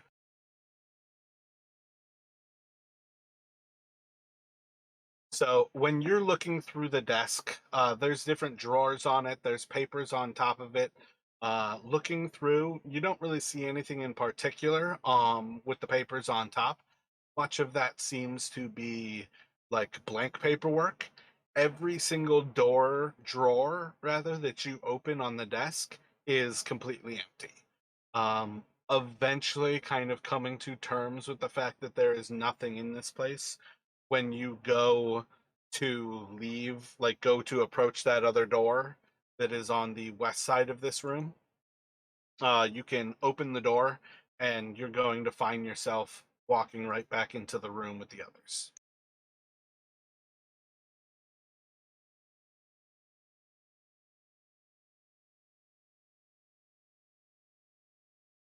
So while you are looking around this room, there's going to be just kind of a moment where Brennick is going to see Fen again walk back through that door, and Brennick will just kind of like in like a little bit of a gasp. Basically like, Fen, where have you been?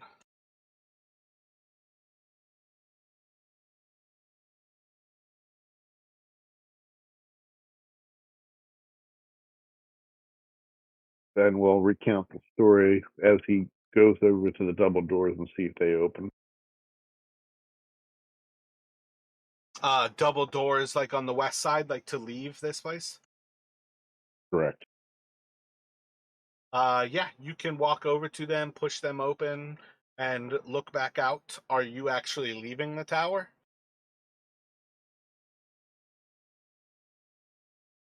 I'll try to. When you step through the doors, they are going to shut back behind you, and you're going to hear as they lock.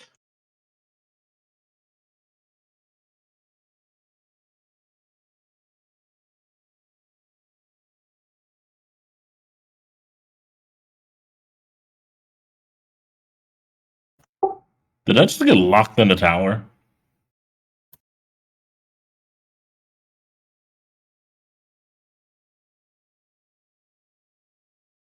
Apparently.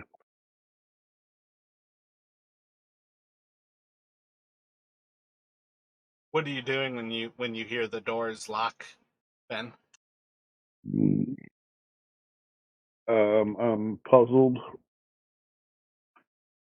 because honestly, listening to the creature, I didn't think I was going to be able to leave.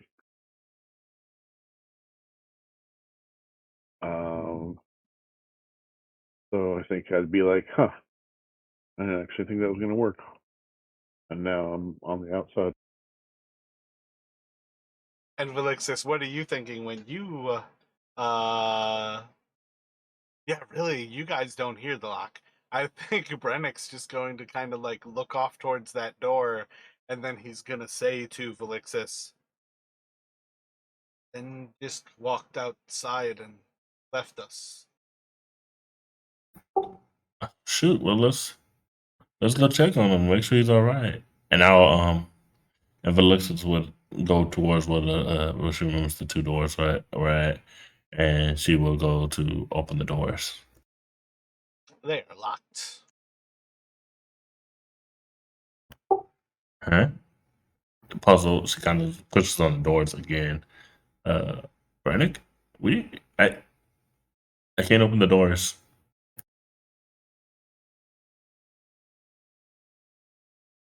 Fan, can you hear me, Fan?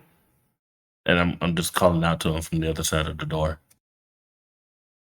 I never thought about whether the doors transfer sound. Let's go ahead and say that, yeah, you guys can hear each other.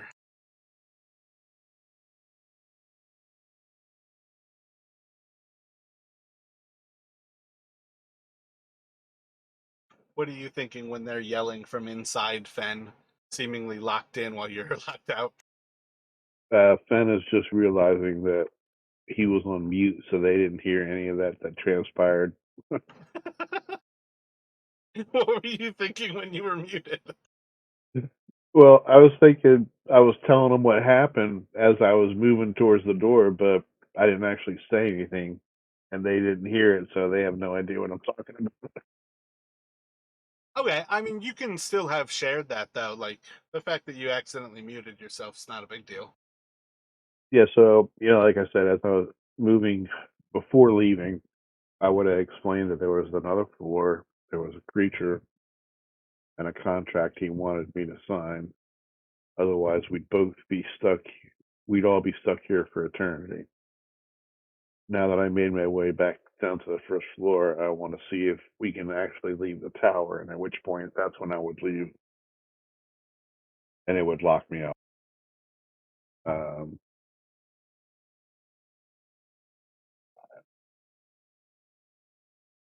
Maybe somebody has to sign the contract after all.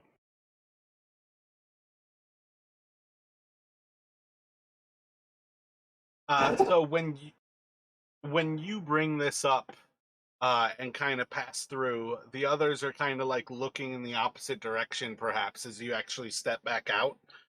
So they're kind of looking towards the door uh, where you first disappeared from. When you kind of disappear and then like don't come back for a moment before they kind of start yelling to you again. Uh, so when you are on the outside, they're on the inside. Do you have any thoughts what you are doing from that point?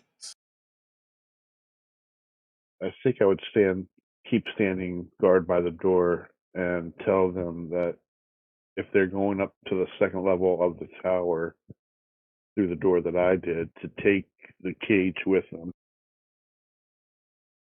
take the creature that's in the cage with them.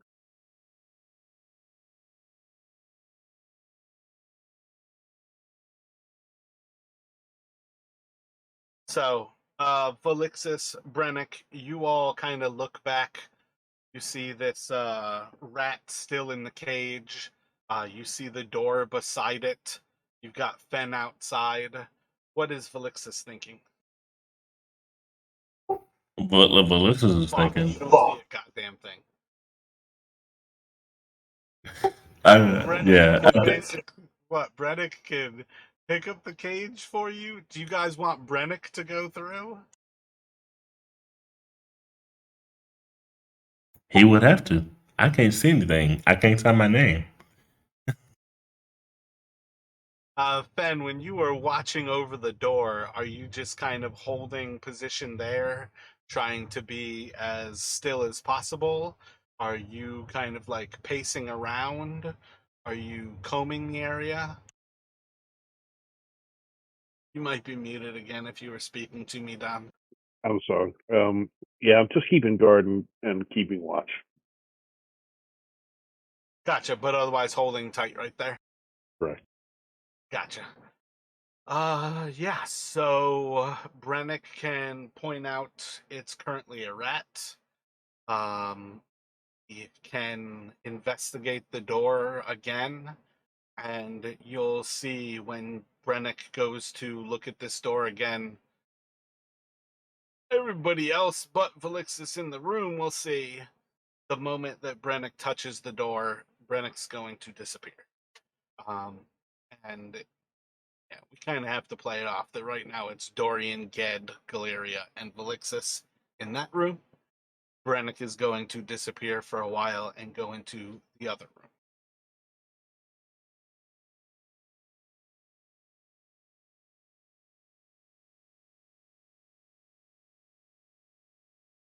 So you guys can collectively now play as Brennick. Uh, this will be a little bit of meta knowledge for Velixis. Rashad, you have to temper that. But I am not playing Brennick and solving a riddle that I am making for you guys because I'm playing Brennick. It just doesn't work like that on riddles. When you guys, if you guys get fed up with riddles, you can always let me know because these are more about challenging you than it is necessarily challenging your player. But also, you have to keep in mind the meta knowledge that you do have as well. So try to play this up to enjoy yourselves. Let me know if it doesn't become, or if it gets to a point where it is non-joyous. So when Brennick touches the door handle of this brass door, with the cage in hand, with the rat inside, he's going to touch the door handle, going to like investigate further, and he'll disappear. When Brennick arrives on the other side, again, he's on the east side of the tower where that door was. He's looking across the room.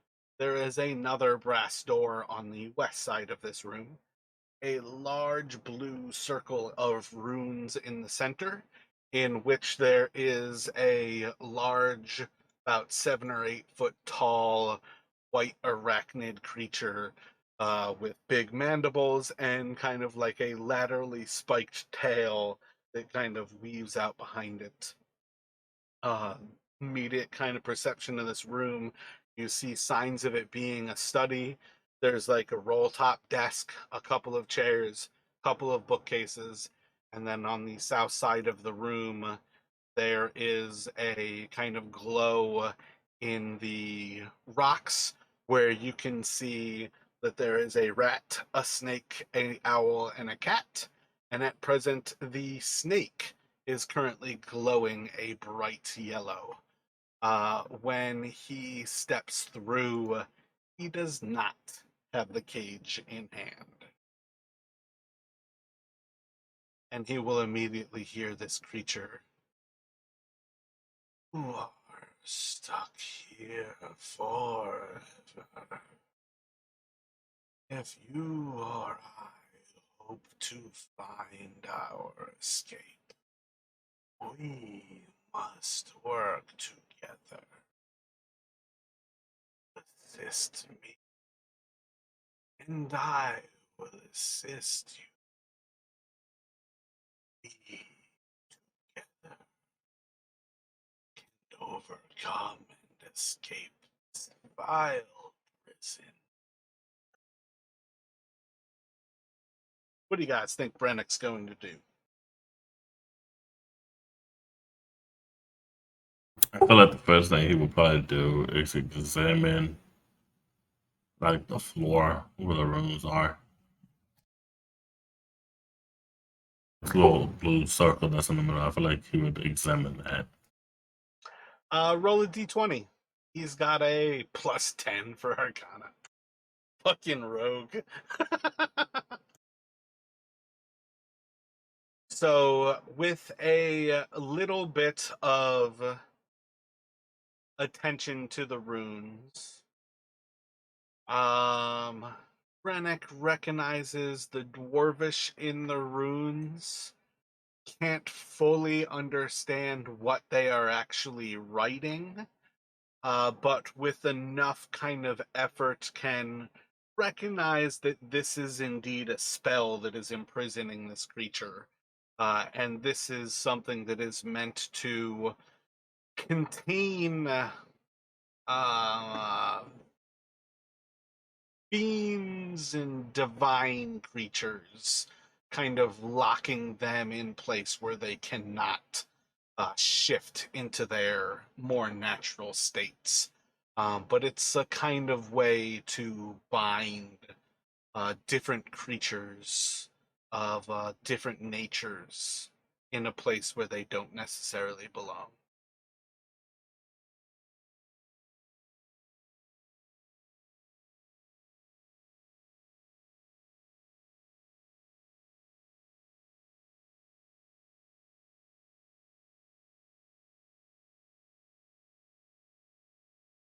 Okay, I feel like after he examined that, he'll probably ask the creature a little bit about his imprisonment to see if he can get any clues as to how he was imprisoned.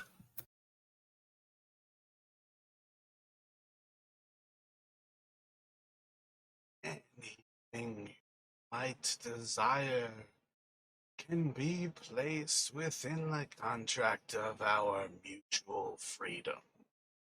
And it's going to reach a hand up into the air, and as a clean piece of parchment kind of forms in its upturned grasp, you'll see as it starts to fill out in black ink, this like fully formed sheet of paper that kind of outlines the contract. You need only sign to agree, and I will answer your questions that help us both escape this place. And Brannick's going to feel as a small pen. I can't believe I can't think of the name of a feather. A quill kind of like appears in his hand. I feel like Brennick would be a little bit more skeptical and would say something like, yeah, I see the contract states that we help each other, but by what means does that manifest? As it starts to describe the ways that it can manifest, the contract's going to change. So it will basically say, in kind of the same language as what Fen saw, where it's like, the signee herein, Brennick, will assist in the freeing of the productee herein, and it says this like devilish name, and it will say, between magic and traps of arcane natures, one another assisting each other. But it basically outlines a way that they can work together in pretty generic terms. If Brennick brings up more particular terms, he will see as the parchment starts to elongate and more ink writes out. This is a creature that is not trying to deceive you. It is 100% a contract. If you assist it get free, it will assist you get free. It will assist you get free if you assist it get free. The caveat, same way as it was for Fen, is if you break the contract, you go straight to hell for eternity. Yeah, I wish he was here because part of me literally thought Brandon would be like, you know what?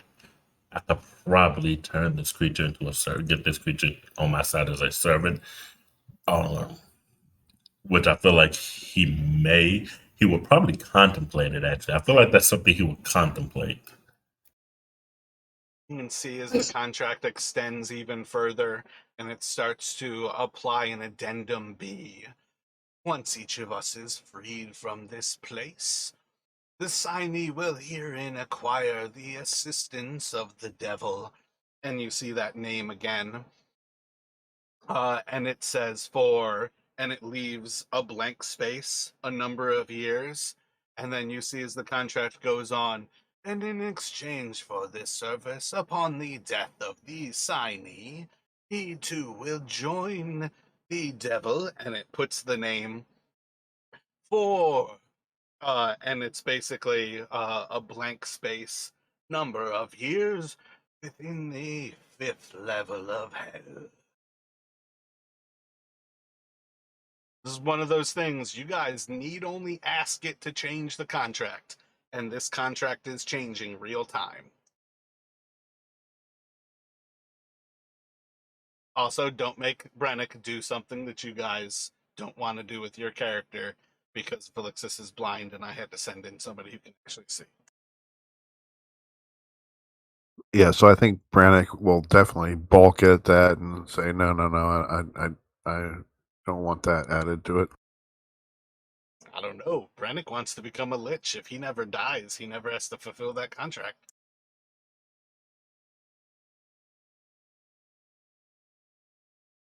That's one of those things. I definitely think there's a lot of room for it would be great to have Justin here because I'm not sure how he would treat this. Because this is one of those open ended things. This is, in my opinion, one of the biggest aspects of the rule of cool. This is something that you guys can get a lot from. It's just a question of how much you're willing to give up and when. Any other thoughts at present, guys? I'm actually am contemplating because yeah, he does want to become a lich, so I am that's something I'm thinking about real quick. I just need to figure out how to what it is. I know what it is, but I don't know what it is. Just give me a second. I know it's way early, but I almost want to cut it here because I feel like if It is a anybody, dangerous thing. if anybody is going to decide how much and what, I feel like it should be him and not us. Yeah, that's what I'm just like.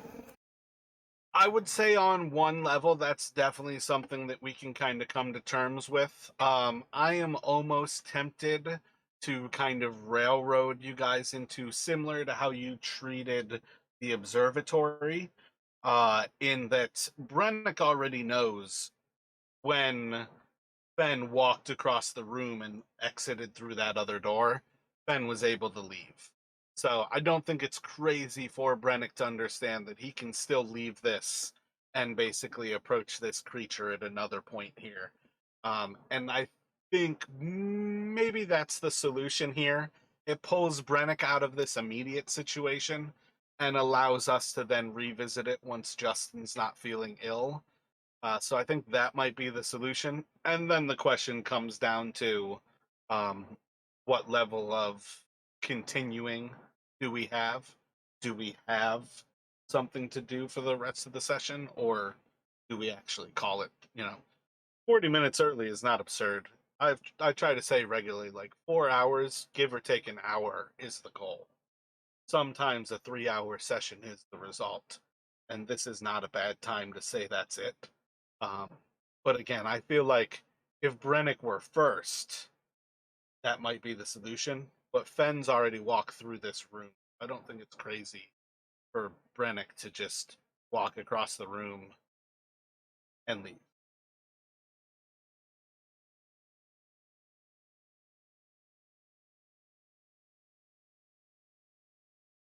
Yeah, I think that's a good compromise. Yeah. So after a few moments, Ged, Dorian, Galeria all kind of gasp.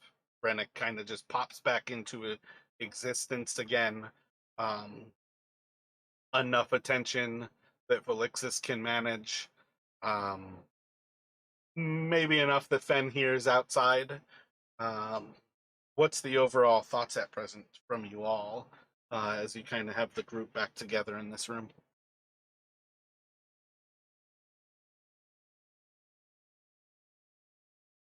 Something that doesn't strike me as I don't understand. He says we can't leave, but we can.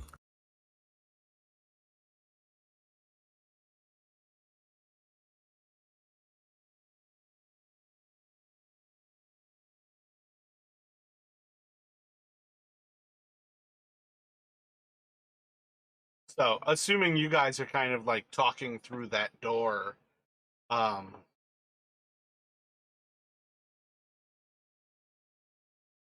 maybe Brennick understands there's more to being locked in that place than simply how the creature is locked in that place.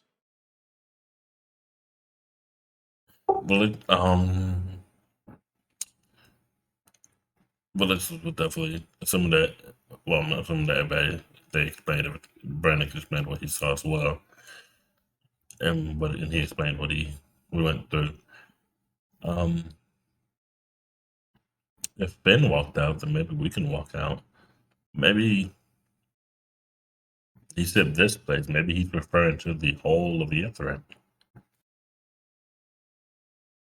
If either one of you is speaking, I hear nothing. No, it's not me. I hear nothing's going on.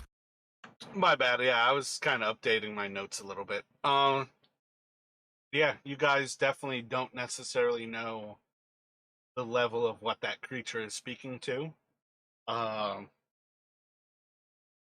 there's certainly plenty of room for you all to understand that it definitely does kind of play at your insecurities and attempt to kind of manipulate you into deeper insecurities. Um, you can certainly understand with Brennick recognizing that as effectively the circle itself is part of what's binding that creature, at least right there. You can possibly understand that maybe this creature needs you more than you need it, but that doesn't necessarily mean you can't ask it. Um, but it's going to come at that contract. You've both now, Fen and Brennick, recognize that the contract is a living contract. If you ask for more, it will produce more. And the cost is always written in as well. Any other thoughts at present, what you all are doing? Any thoughts about how to get Fen back in this place? Is Fen still at the door, kind of like speaking through to them? What are you all thinking? Yeah, I mean, I'm not going out by myself to explore the city. So I'm standing guard, staying put.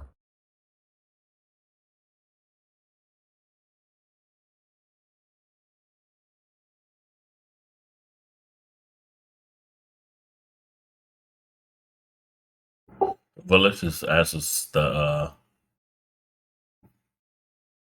ask Galerian and others if they could If we open the door, if they could basically move one of the couches to pretty much bar the door open if it opens, so that we are not trapped in here again. Since Finn was able to walk out the first time after coming back, we should keep thinking that we might be able to open the door now again since Brendan got back. But we would need to be able to open the door.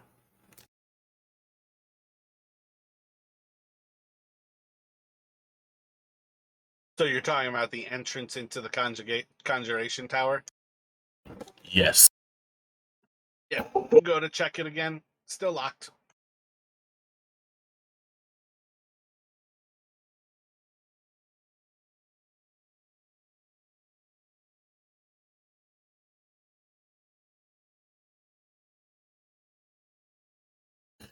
Valixus tells the others to stand back, tell Brendan and everyone to stand back from the door. Finn, get away from the door.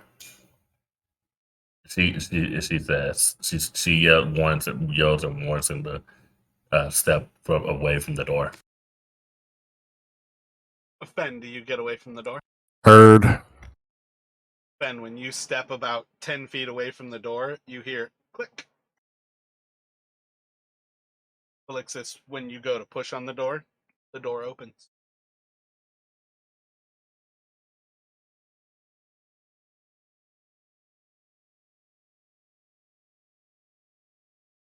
Okay. I'll come back inside, I guess. Deliria, bring that couch here. We're putting stuff in between the door. We are not letting this happen again. Guys, stuff the couch into the door to kind of bar it open, so those doors are open.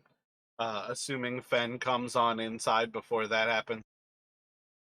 Yes. All of you kind of like rest assured you've now like barred open this door, and when you turn around to look at the room, you hear the slam of the doors behind you. You see the couch in front of you, right where it used to be. This room is exactly the same as it was before. Oh, hell nah. But listen, yells that, and some of each other, and she kind of goes back to the door, and she casts fireball on the door to blow it open. Can you hear me, Velixis? Can you roll fire? What is it? 8d6. Yeah, it took a minute for it to come through. I'm not sure why.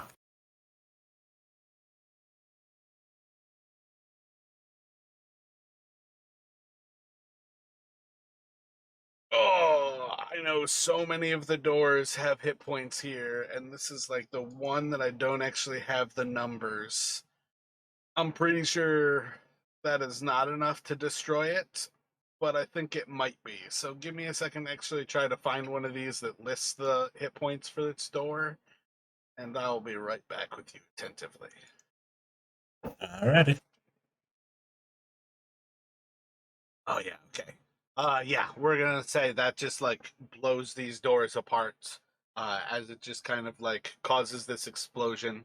The doors kind of like fly out into the distance. And after that happens, she kind of waves her hands where the doors were to make sure they're gone.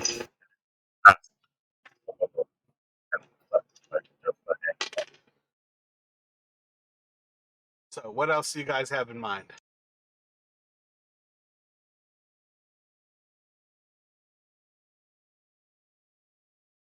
Let's see. No more doors. Really believe. Went away from Brannick. But Leslie kind of just sits on the. I'm not sure. But Leslie kind of sits on the couch and she kind of thinks about the riddle that they explained. She thinks about the contract and everything that that they explained to her because she's thinking about it. She's like, how can someone get the most out of that contract without basically damning themselves for just as long or longer? The simplest contract was pretty straightforward, just assisting one another escape. It was only breaking the contract that you were then sent to hell. So I'm going to go ahead and say this seems like a pretty solid spot to stop. I think we're at the point where everybody's a little bit more contemplative, and we can take this week for you guys to try to find solutions and ideas to what you have in mind.